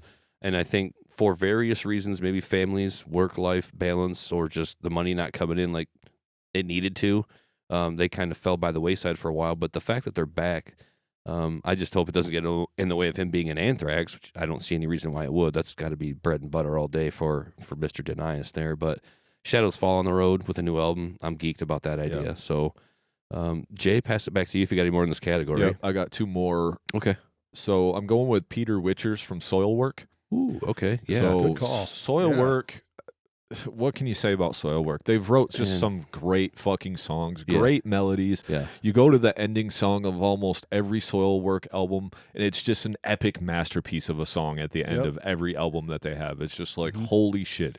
Figure number 5, they dropped the ball a little bit for me, and it's not my favorite one. I did start to listen to it the other day, and I feel as my tastes have changed, I could give that album another spin and probably like it. I just was so in love with Chain Heart Machine, The Predator's Portrait, and then the one previous with that Devin helped produce, and he's on one of the songs. The name escapes me at the moment, but something Chaos, something. But anyway, Peter Witchers and Soilwork, damn great songwriter, great melodies, and I got something for you that I think you maybe did not know about. Did you know that he produced and I think even co-wrote or wrote much of Warrell Dane's first solo album, Praises to the War Machine? Yep, he's on that. I actually just found that CD. It's sitting over there. Yep, I know he was the guitar. That's one of the main reasons why I bought it. I mean, I like some Warrell Dane, but I heard he was part of it, so... Yeah, so that's something I need to listen to. I have listened to Warrell's second. Okay. And I don't think he's not a part of that. I don't think so. But that was a great album nonetheless. Shadowwork was excellent.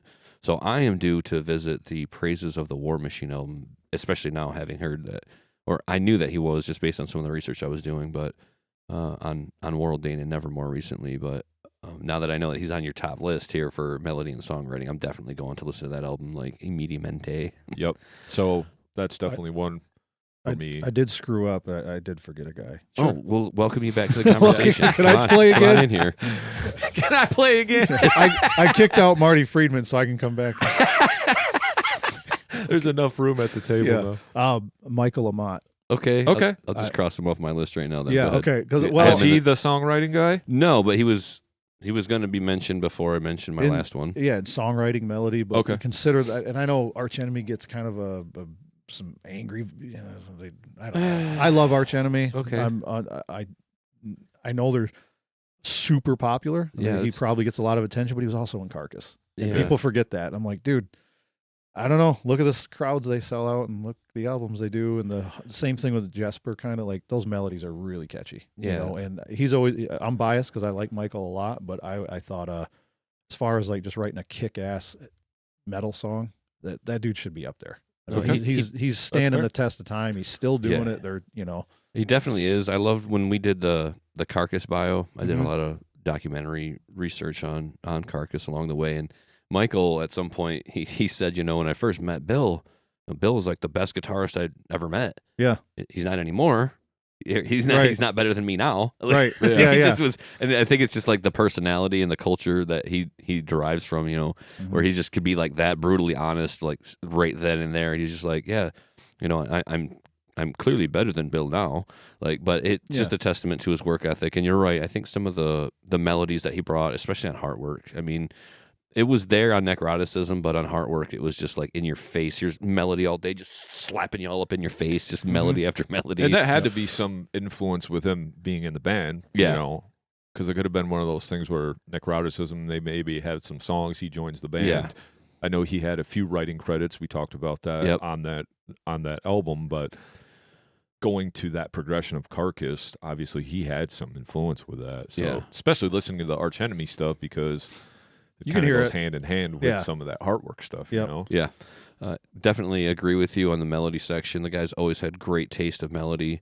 I'm not the biggest Arch Enemy fan, and it doesn't have anything to do with their popularity. I think that they have more of a happy vibe, like an Iron Maiden thing going on. Like everything's like sing along kind of vibe. Yeah, and I just want it to be meaner, angrier, more minor, and more dissonant. And I think he's capable of all of that, but he's kind of worked his angle on the market, and he knows what he's good at and what's successful for him.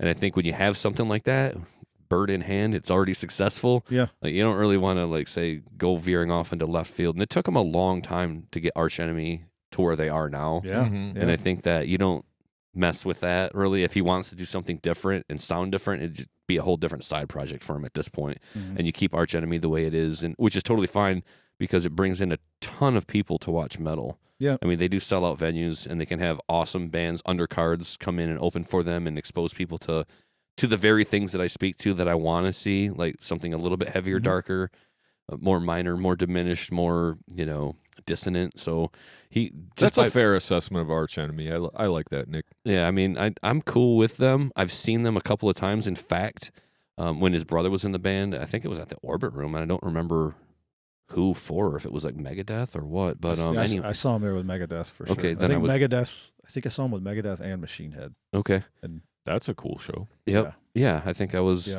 there. Yeah, God, I saw him. Fuck. The first time I saw him was they opened for it was Hatebreed, Arch Enemy, and Slayer at Harpo's. Okay, nice. Missed that one. Yeah, that was 03, 04. Okay, so they weren't. Forever they ago. were. Yeah, we had our van windows smashed out. Oh God, we had to drive back in February with tarp on the window. Bunch of 16-year-old kids. Been there, done that. Fuck, dude. Yeah. Seriously. So my number one in this category. Jay, did you have any more? I have one more guy, but go ahead. All right, I'll take it from here. We'll go with, and we were just kind of talking about this guy and almost around this guy in several ways, but Jeff Loomis of Nevermore and Arch Enemy. Yeah. Where he was, I feel, underutilized, and I think is the reason he's not a part of the band anymore. Seems like it. That's definitely Mike's band. Yeah, and I don't know details, but it feels that way. I think the way that it came out in the media was like, it's Mike's band, and there's not a lot of room for my creativity here.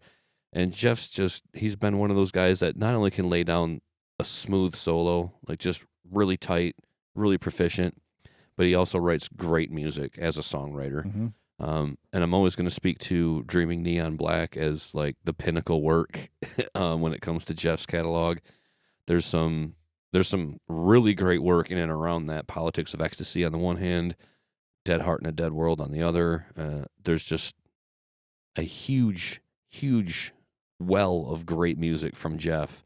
I watched their 2008 I Voyager DVD on YouTube, and basically it's like almost a full catalog spanning effort. It didn't have any music from their 2010 release. Nonetheless, just a fun concert to watch. And Jeff, to me, is the guy when it comes to melody and songwriting that I kind of put above everyone else. He obviously fits into the technical skill category. He's just such a shredder.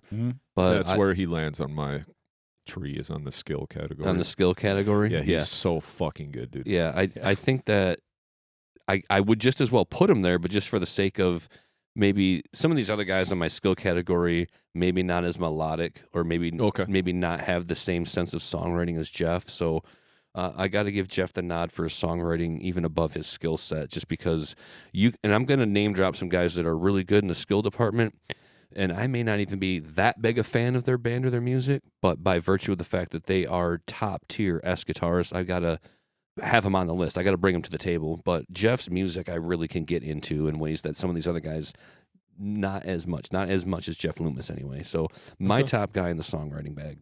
I remember when we were playing shows together. We had this song we were working on, and it ended up being like, I don't know, 7 or 8 minutes long. And there was this part in there where I nearly ripped off a Jeff Loomis melody.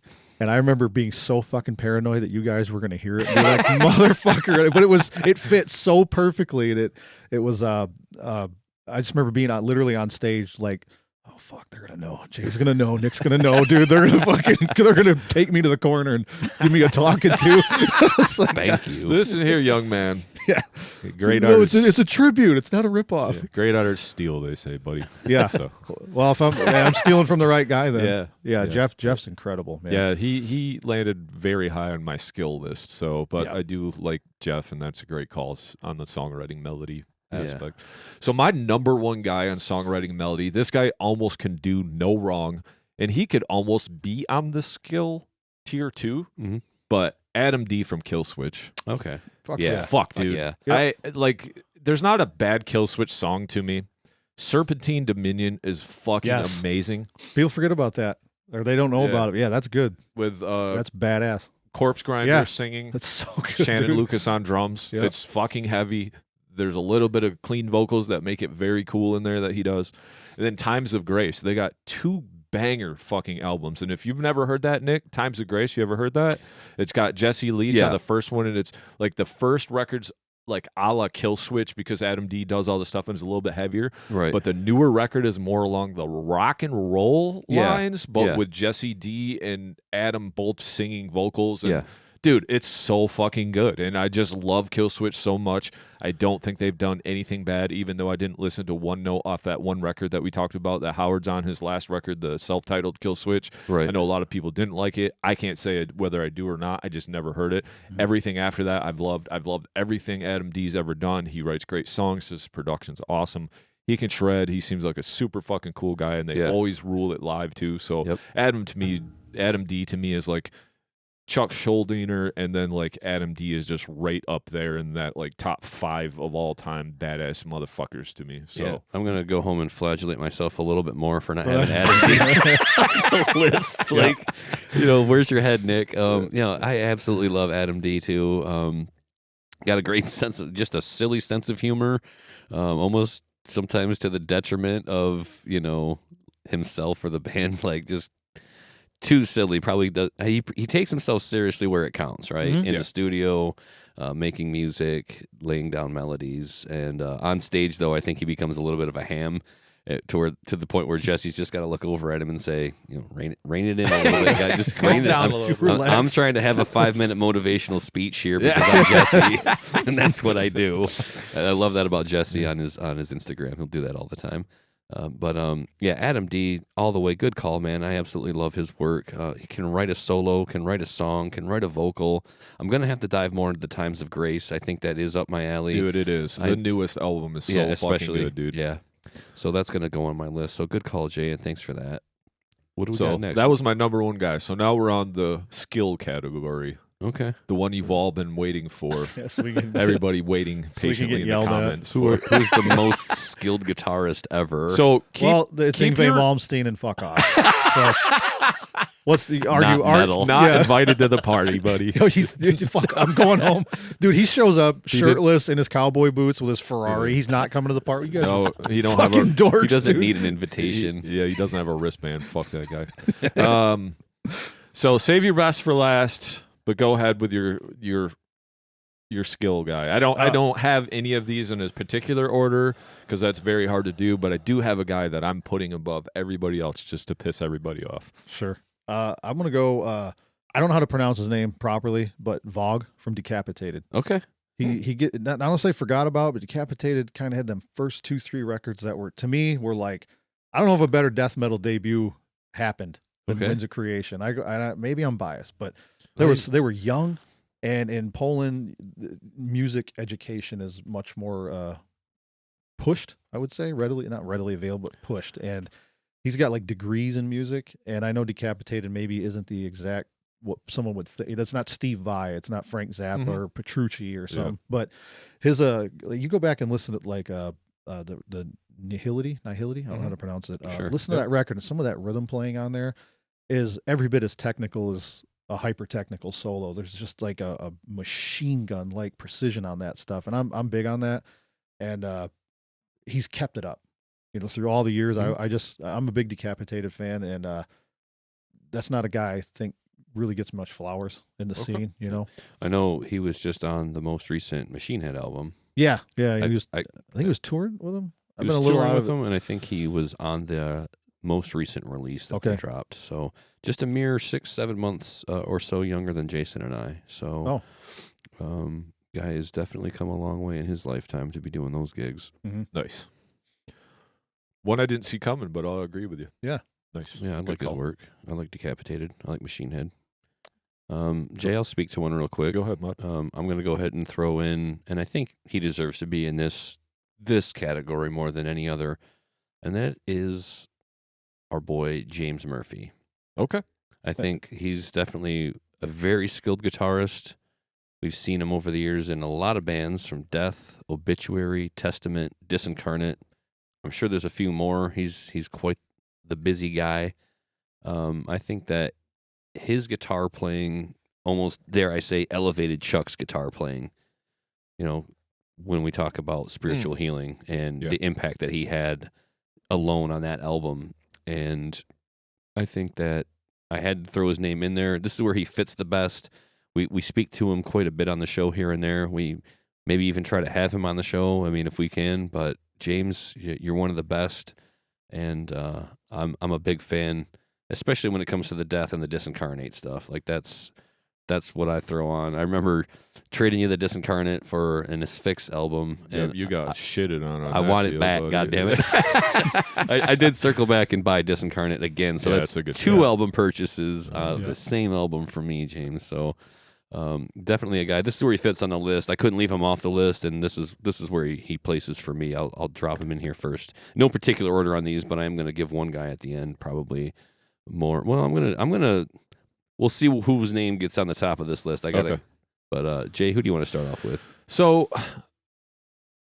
there's one guy that I have, but I feel like you guys might have him on the list as well. So I'm going to go with one that maybe you guys don't have on the list, and that's another James. Okay. So James Malone of Arsis. Fuck yeah. I love that guy. So he had to go on the skill level. Yeah. Because when I heard We Are the Nightmare, I wanted to throw all my guitar equipment in the garbage. Because I was like, that's a great feeling. Then I wanted to quit guitar, and I heard then I noticed he sang over the shit too, and then I wanted to never do music ever again or even talk about it. So yeah, James Malone of Arsis, just a bad motherfucker. I don't know what to say. We Are the Nightmare. What a great album. That album right there could be on Influence or Melody as well too.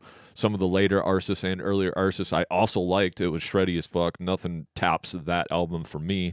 But at the same time, he's always just been a bad motherfucker when it comes to guitar skill. So had to throw him on there. Yeah. Love that guy. You got any more for us, John, on this? I do. I have I don't know. I think it's pronounced Stefan Kummerer from Obscura. Okay, that's a good one. Yep, I had him on mine, but almost put him on mine. Yep. Another dude that, like you just said, like plays that shit and sings over it. Yep, dude. I mean, and if you're a player, you could not be a player, watch those videos and be like, that guy's really good. Yeah, you could just the hyper tech like rhythms he's playing, and it's so intricate. And I don't know what Obscura's doing right now. I've not kept up on them like I should probably, but their last album was mint. If you haven't listened to that, I'd say start there, because that was a game changer for me. I went to I don't know how the record store was in the mall there when it was there, and I remember whatever I heard an Obscura song on YouTube. I went in there and I bought everything that was on the shelf. I just took it. That's good enough.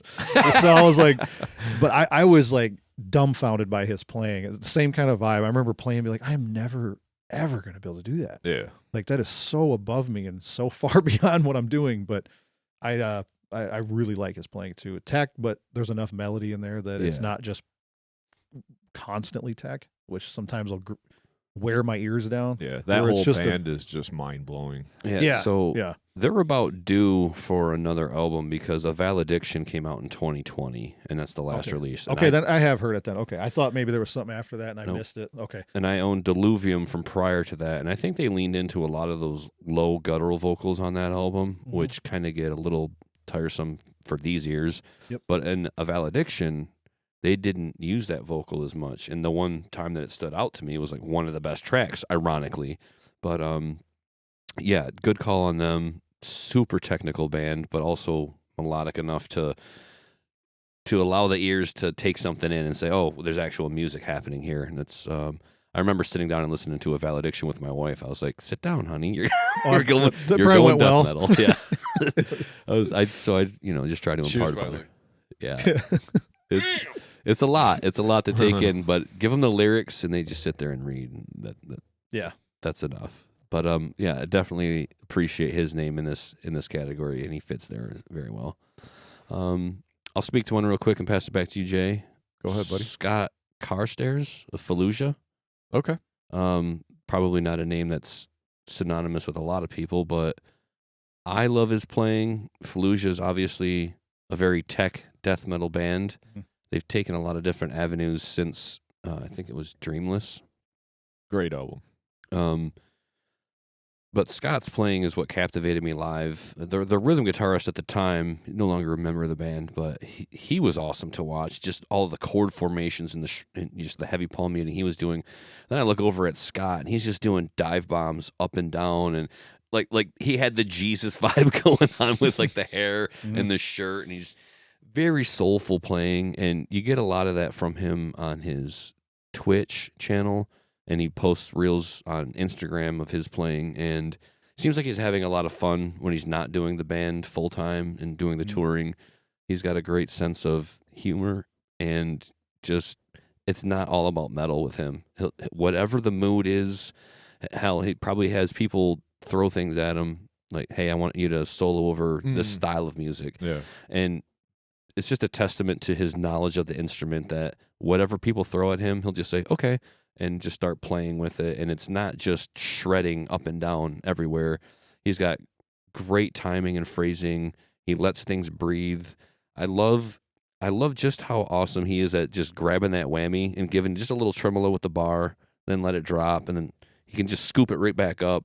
He doesn't overdo it. I think it's just a part of his style that he's really good at grabbing it and giving everything just a little bit more panache and flair. Some vibrato in there with the bar and shit. Yeah. So even if people aren't like the biggest fan of his band Fallujah, I would say check out his Twitch or check out his Instagram and get hip to his playing and his style, because I think he gives people a lot more than just metal when it comes to the guitar. So one of my favorites. Their drummer, I don't believe he's in the band no more Not either, anymore. but he was a bad motherfucker too in Fallujah. Jesus. Yeah. All right, so, I got two guys on the list, and I'm just kind of been waiting for you guys to say one of them, so I don't know if I'm going to save it because I'm going to let it come around and join the conversation, I think. So I'm going to go with another one that maybe you guys might be out of left field, but Luke Hoskin from Protest the Hero. Okay. Fucking love Protest the Hero. Yep. I don't know how much you like them or if you're into them. I know they're a little different with Roddy's kind of high vocals sometimes or whatever. I love them. But I've seen them live. And just listening to the technicality that's on these records, all of the records, and just the lead playing that he does, because there's like a rhythm guy and a lead guy. They both play like really technical shit the whole time, basically, But yeah, I just had to put Luke in there from Protest the Hero. He popped into my mind when I'm talking skill, and had to put him in there. Badass guitar player, definitely liked him. He's got his own style. Yep. A lot of their music isn't really straightforward. They're sometimes, they have hooks and stuff, but it's a very technical, progressive type style of music that they do. And yeah, I think so. Luke goes on the list for me. Yeah, they're set apart just by Roddy's vocals more than anything, but they are a very genre hopping type of band. Like there's punk elements, and there's core elements, and then there's very heavy metal, almost thrash style elements there too. Yep. So I like what they do. I still go back to the first time I heard them with Blood Meat, and I was just floored at how great they were all around. Phenomenal musicians, everyone, and putting him in the conversation definitely fits.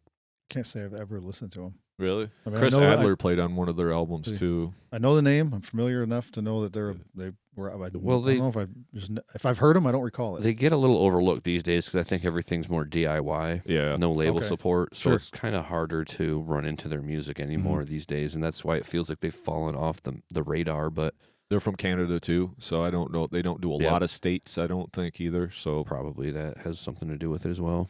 So, want to add something to us, John?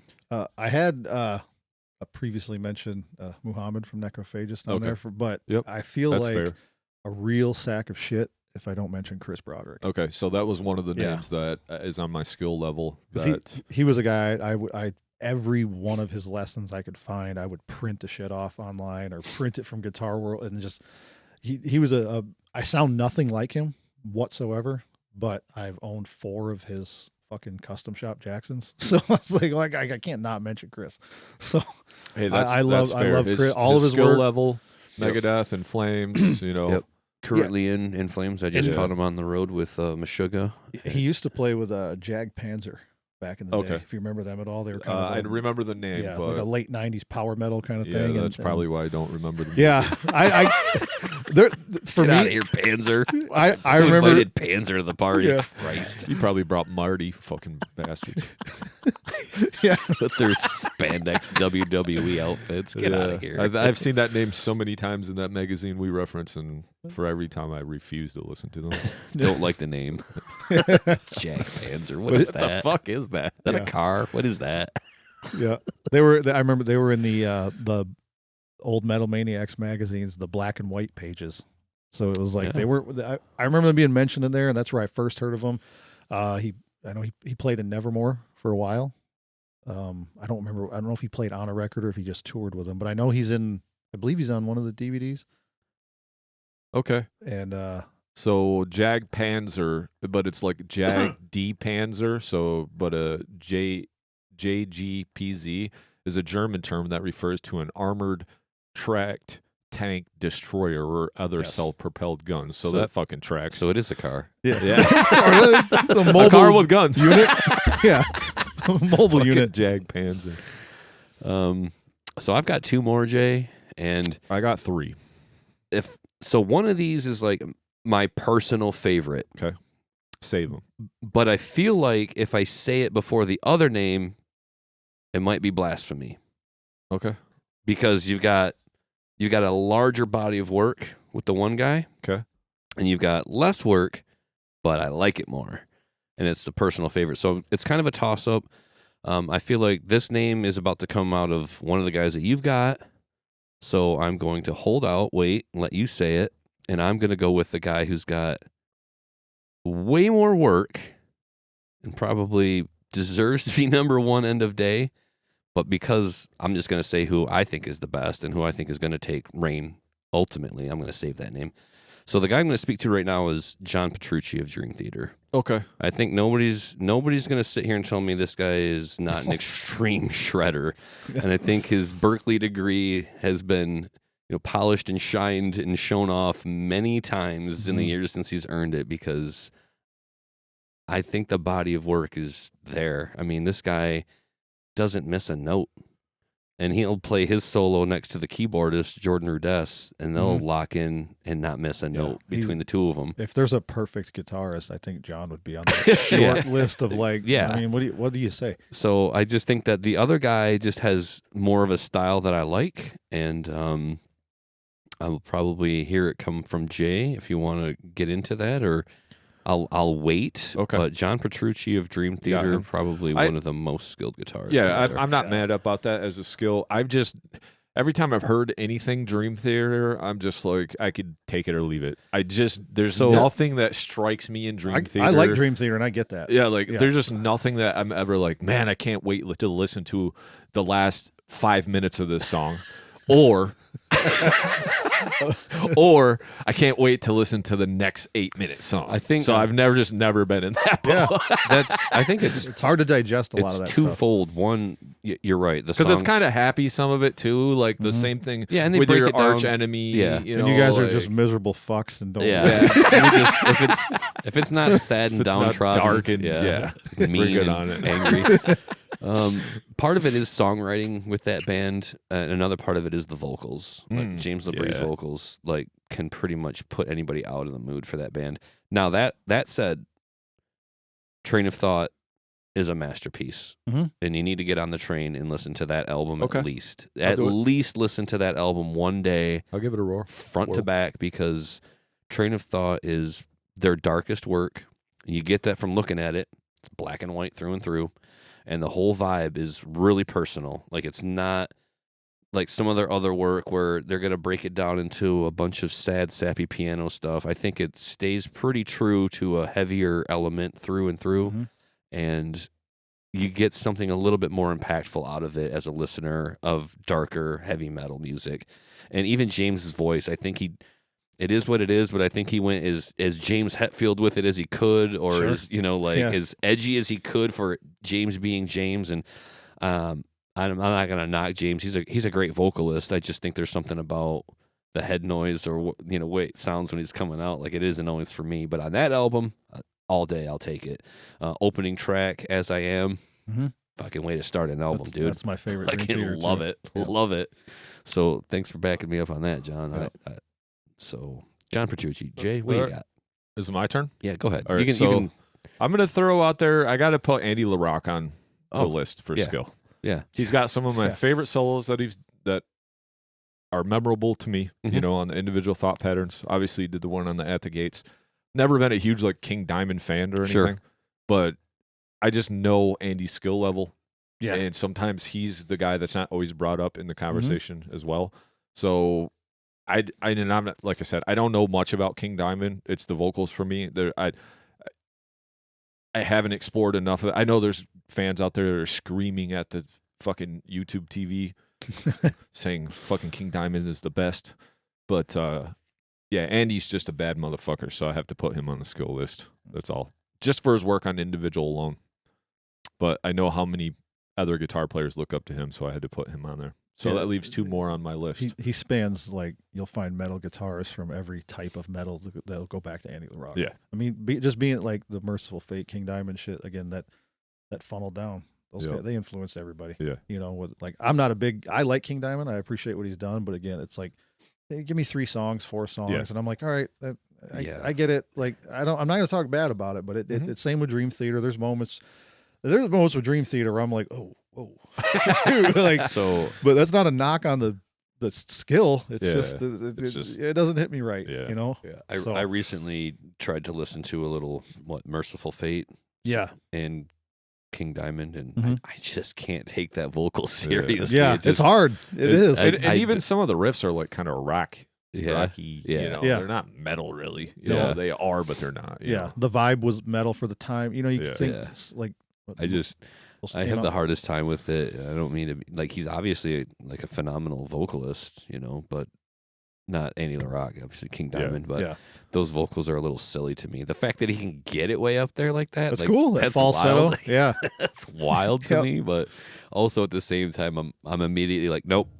Yep. I can't. My ear, it's a wave frequency in my brain that's just like, nope, all day. What is that? A siren? What is that? Is a bomb about to be dropped? What calling is that? The fucking dogs with that fucking dog whistle. Jay, go ahead with the next 2 you got. Okay, you got more, John? Go ahead. That's go ahead. it. Go ahead. I want to hear yours. So I got Dean Lamb, Arcspire. Okay. So he could almost be under the YouTuber influencer list too, because he's got a wife, him and his wife. Yeah, so they do a lot of guitar videos and stuff together. But Dean Lamb, his skill, if you ever heard Arcspire, fucking just phenomenal. I mean, they're playing 390 beats per minute or whatever, and he's just shredding all over and tapping. And I mean, tech death, but they do it well.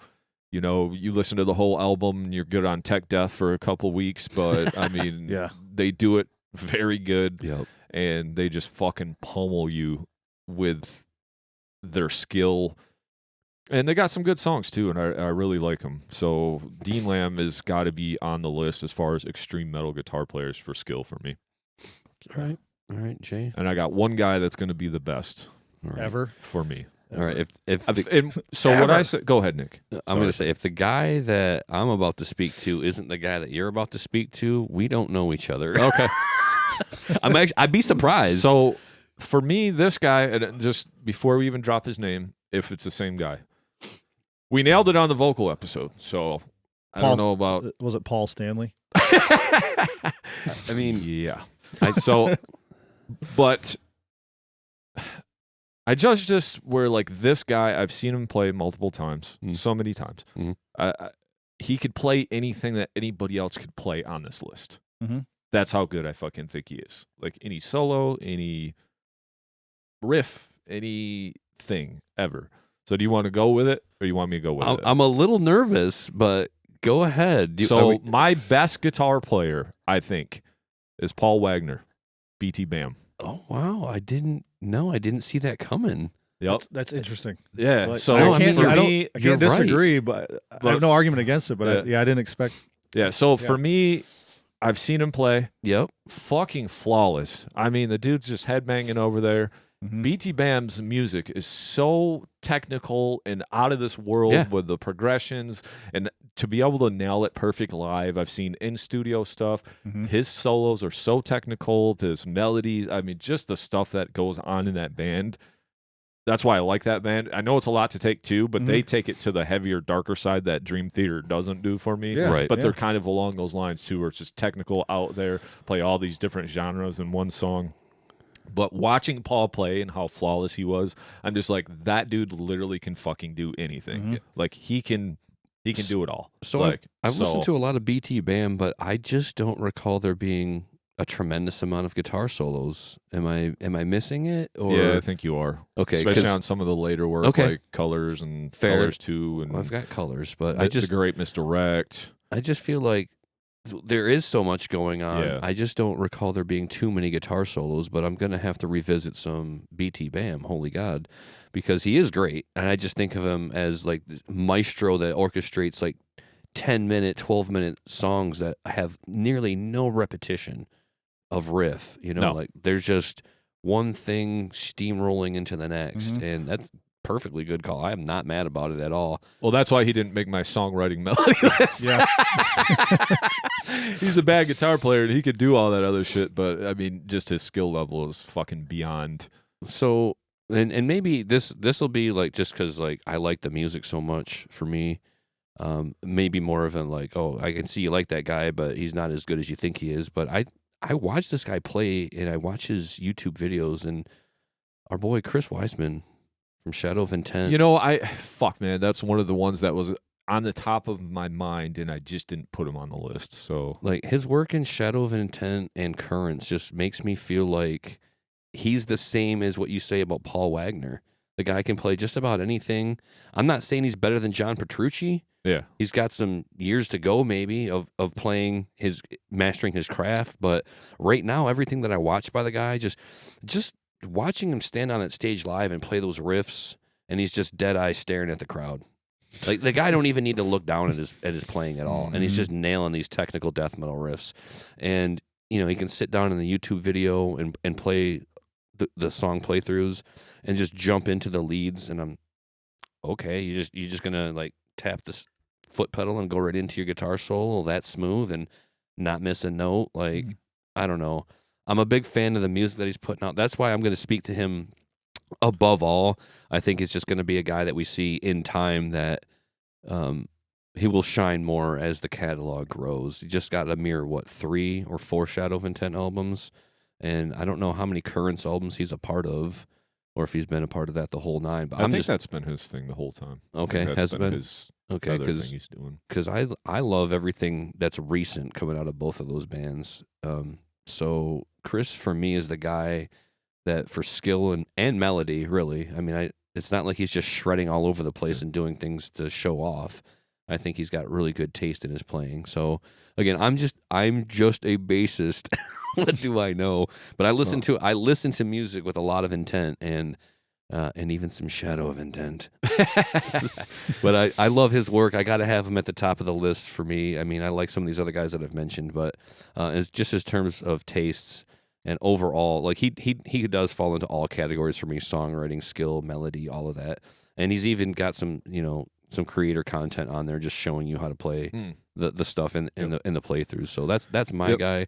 Not mad about the Paul Wagner. Kind of mad at myself for not having him on the list anywhere. But again, like the songwriting kind of wonky once you get past like Alaska. Alaska was some of the best songwriting for me. Yeah, the songwriting has never really been there. It's just you got to be really intentional with your listening for BT Bam, because if you don't listen to it for 2 seconds and then you come back and listen to it, you're like, I don't even understand what the fuck's going on. But that's what happened with me. To marvel at what they're doing and see them perfect it live and all the time signatures and it's just the whole thing. But the dude shreds like a motherfucker, and he doesn't miss a note. And I mean, sweep picking, all kinds of styles on the guitar with finger picking, and to change, they go into blues, they go into bluegrass type shit. Like it's just all over the place, Yeah. So from a technical standpoint, skill level, that's why I'm going toward it. And I do love BT Bam. I do hold them in a high regard, which is weird for me because I'm always the guy that needs the songwriting. Sure. But they're just one of the bands for me that can get away with it, and I can enjoy it. So I agree. And there's guys. Listen. Do you have anything else? Was that all your guys? Who's your best? Just man. Was it Chris Broderick? Chris is. I mean, he's up there, but for me, like he's not an extreme metal guy though. It's Jason Becker. Okay. Yeah. No, Like, that's fair. Unfortunately, his career was cut short with the ALS was it? Yeah. But man, you can find some old Jason Becker videos, and he played in Cacophony with Marty Friedman for a while. And Okay. Dude, I don't know if shred. We're talking just shred and skill. I don't know if it ever was better. Yeah, I just think to me, maybe I'm biased, but Jason was. I mean, he was like 18, 19 years old, putting on these clinics, and thank goodness there's footage of that stuff, dude, because it was like you almost wouldn't believe it. If you just heard it, be like, that dude, there's no way. But Jason Becker to me, if I'm talking just.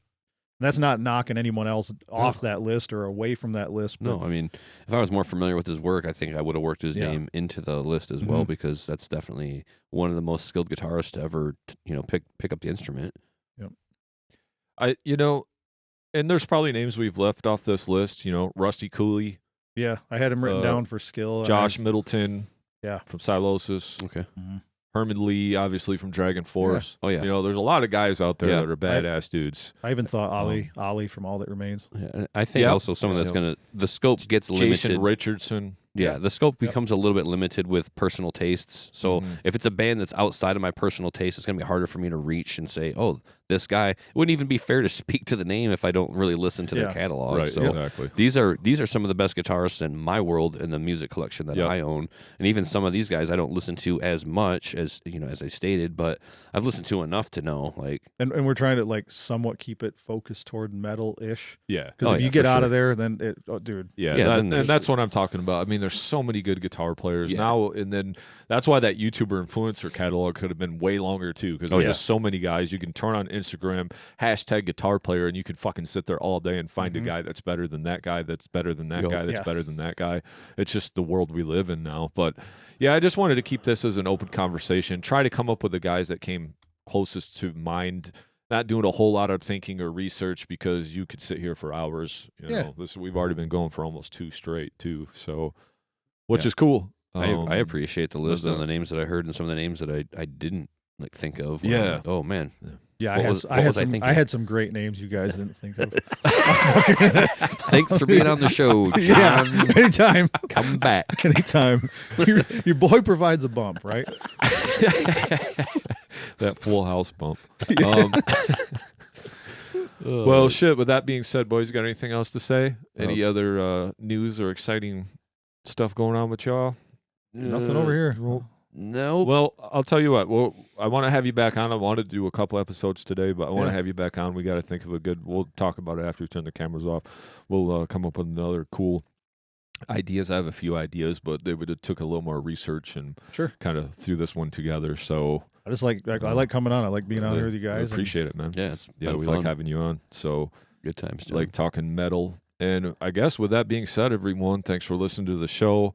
Oh, real quick before we wrap this all the way up, the one thing I love about this show is I'll go back and we'll be talking about metal, and it'll be albums I haven't listened to in a while, or even like the Morbid Angel. Like I told you, I went back and listened to Formulas. Yeah.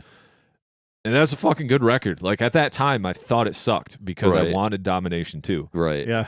But then when I listened to it and in an intentional listening atmosphere and taking it for what it was. And after I heard a lot of other extreme music sense and then come back around to it, it made a lot more sense to me, where it was just like a lot more palatable, you know? So You think it was even groundbreaking? I don't know about groundbreaking. I just feel like there was some intensity on there that I didn't hear before because I wasn't into the fetuses. I wasn't into Origin yet. I wasn't into these things beneath the massacre that blew my fucking socks off heavy-wise and started liking. I wanted that slow groove, melody, domination, grunge, and then they come out with formula. And there is some slower, groovier stuff on there. Okay. You just got to get through all the fastest fuck shit first, like the first 3-4 songs, you know.